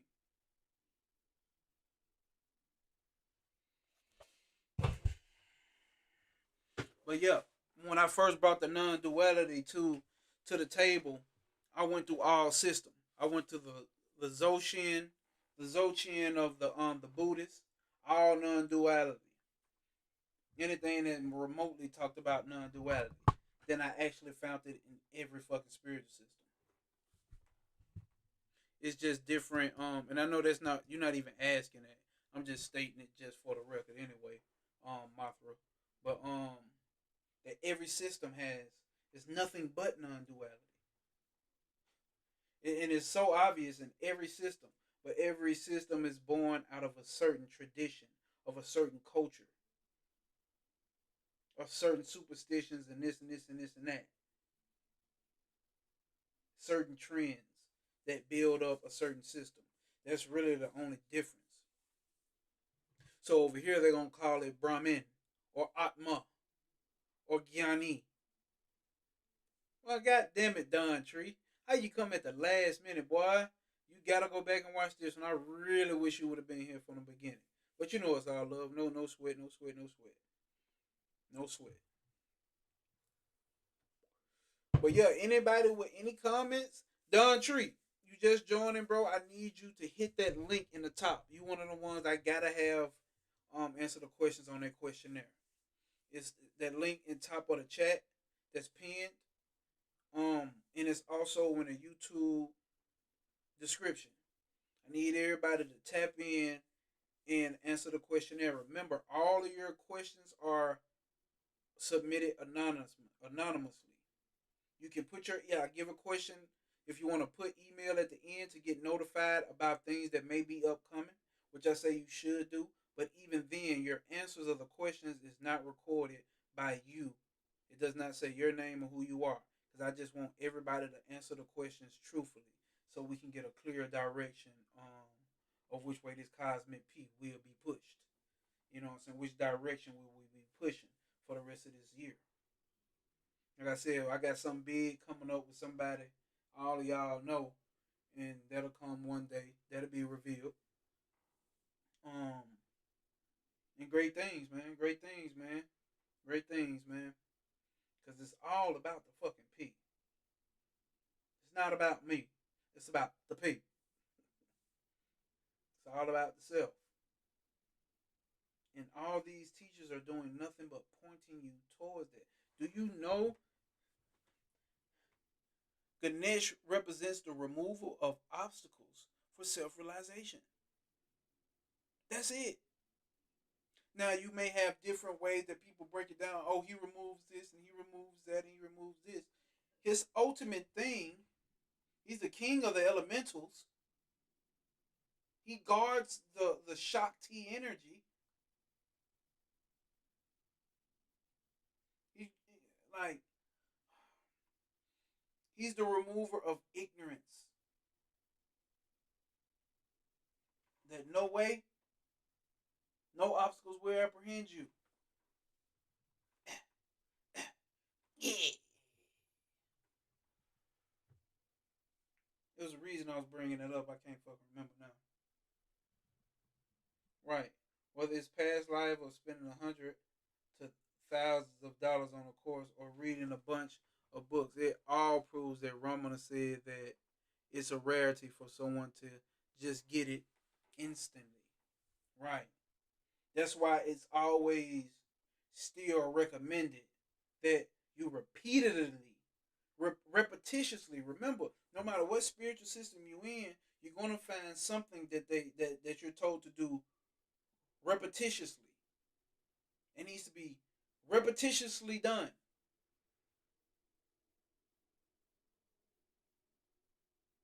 Repetitiously done. Whether that comes to listening or your practice or your reading.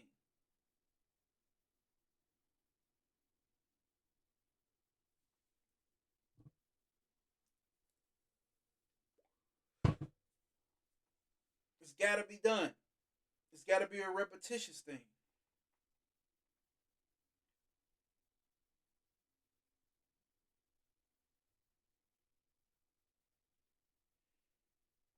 Because what it really is what they call enlightenment.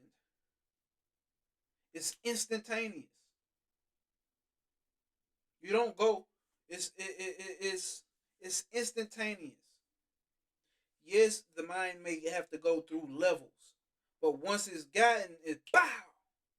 It's an instant thing.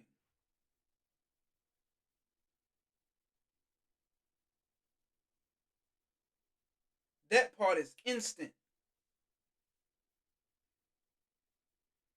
The so-called quote end quote build up to it is a journey. It is a path, but ultimately there is no path. There is no spiritual path. You know what I'm saying? It's that don't even exist. But the mind has created a route for that. The mind has created obstacles. So the obstacle remover, the only thing to remove the obstacle of ignorance is knowledge. And then when you get the knowledge, you know that there actually is no fucking knowledge. All knowledge is false. All knowledge is false. You know? And I just want y'all, man, hey, anybody else got something to drop in the chat? What else we got going in the chat? Any questions, any statements? What's been on y'all mind before we get up out of here, y'all?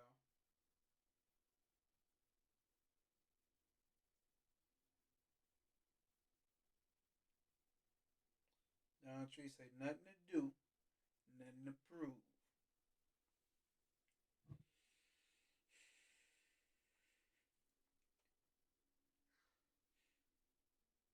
Because who would you be proving it to? Literally, who the fuck would you be proving it to?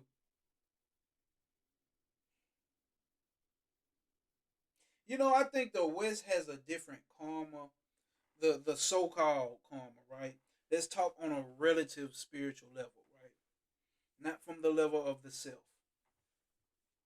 but on a relative spiritual level, the West's karma is totally different than the East. Now, I understand that European mindsets have made its way to there, but when it comes down to spirituality, how they conduct it is totally different. And it's based upon what we talked about, the mental impressions or the societal norms of society, right? So you adapt to the societal norms of society of that environment. The mind is going to automatically do it. Unfortunately, we live in America. Or, matter of fact, fortunately, for some it may be unfortunate. For some it may be fortunate.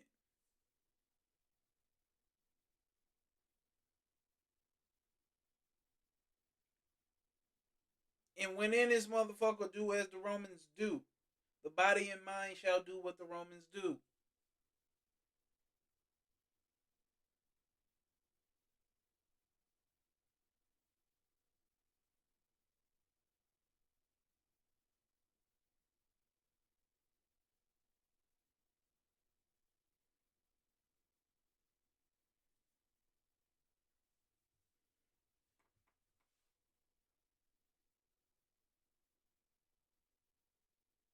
of conquering of the matter. Kuti just says the East figure all this shit out already, but the West has to reject it in order to fulfill its racial karma of conquering matter. That's it.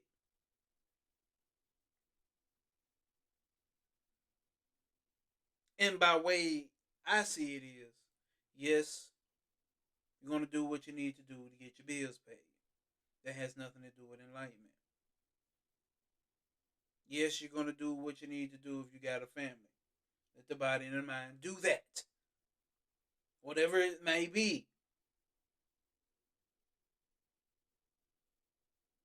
Do that.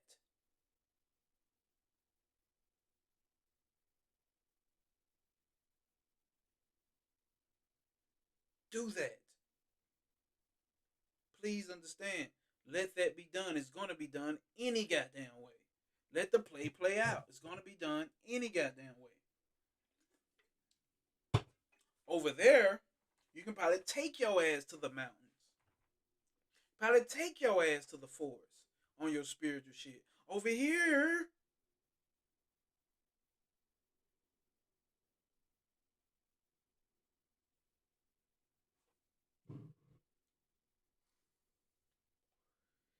yes, gotta pay them bills or pay some taxes or get your ass locked in a slammer. Over here, it's illegal to even ask for food. Out here in Texas, nigga, they, begging for money and shit technically is illegal.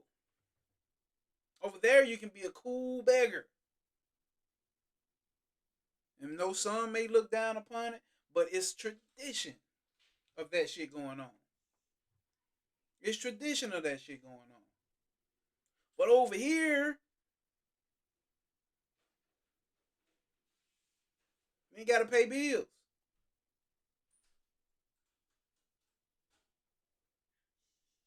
And that's cool.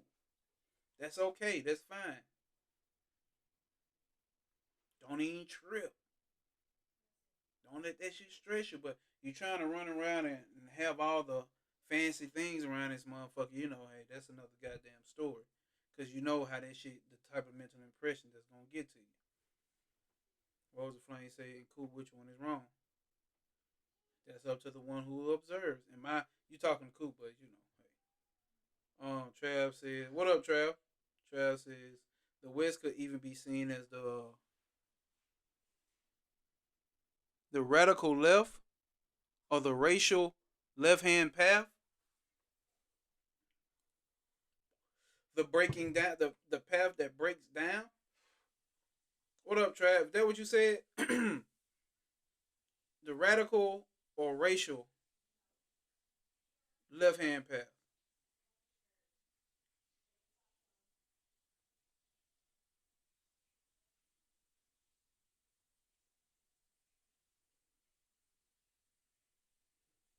Especially if I'm done. Everybody eating good right now. So racial left hand path. Okay. Okay. The racial left hand path. Goddamn, Trav. I wish you was here for the rest of it. It is what it is, though, gang. I don't think I understand the racial left hand path. I ain't got no problem saying I don't know. I don't know what you mean, bro. I don't know what you mean.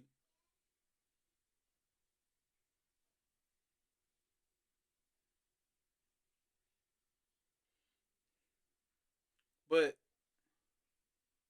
you know, it is what it is around here in the West. Adapt. That body and mind has its karma. You don't have karma. So the body and mind is going to do what it needs to do to make sure bills are paid. It has nothing to do with enlightenment.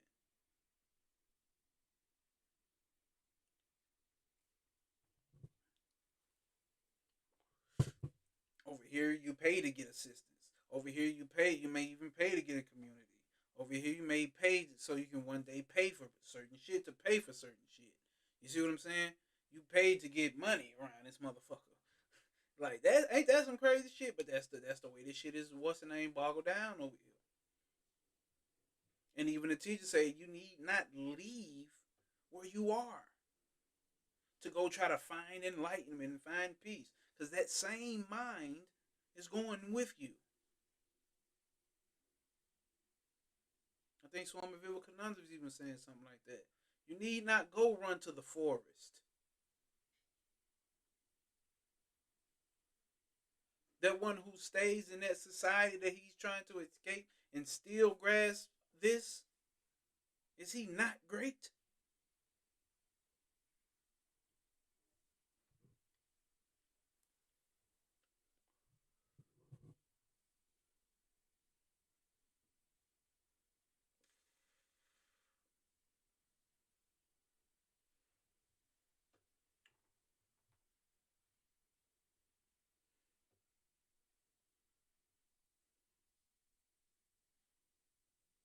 I'm trying to read the comments. I done lost out on the inside. Trav and Roll the Flame.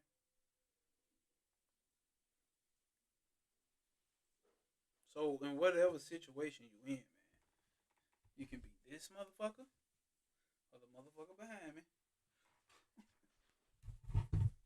me or this motherfucker at the same time.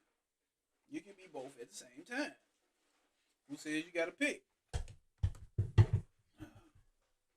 Or you can be this motherfucker. Who says you gotta pick? Because you all of them at the same time anyway.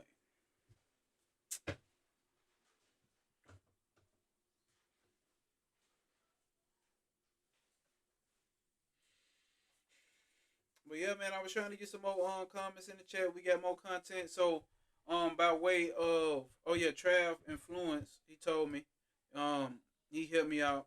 We talked, we had a nice talk here recently lately. Shout out to motherfucking Trav, bro. Real shit. You know, as a solid dude, my brother in darkness. And by darkness I mean the unknown. Um he helped me out with a lot of shit, man. He helped me out with a lot of shit. As y'all know, because a lot of y'all come from Trav Page anyway. So y'all know. But exactly what Mothra said. But just remember, if y'all have joined, hit that link inside the chat. That chat has a questionnaire um, that will help direct the future endeavors of this so-called YouTube channel inside of the Matrix to help benefit others in a beneficial way that benefits others. Some karma yoga. So please make sure y'all hit that link inside the description or inside the chat. If there's nothing else, give you about 2 minutes. Let somebody else drop some statements or comments in the chat, and we can continue. If not, we're going to end this, and we'll be coming with some future. I hate the word content, but whatever. We come with some future videos here soon, and some big announcements soon as well.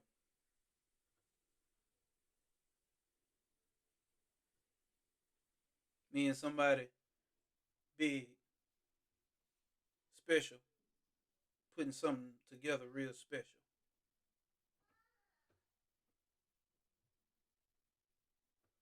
So those announcements be coming out real soon. It's starting to warm up outside. Well, today was a little cold in Texas,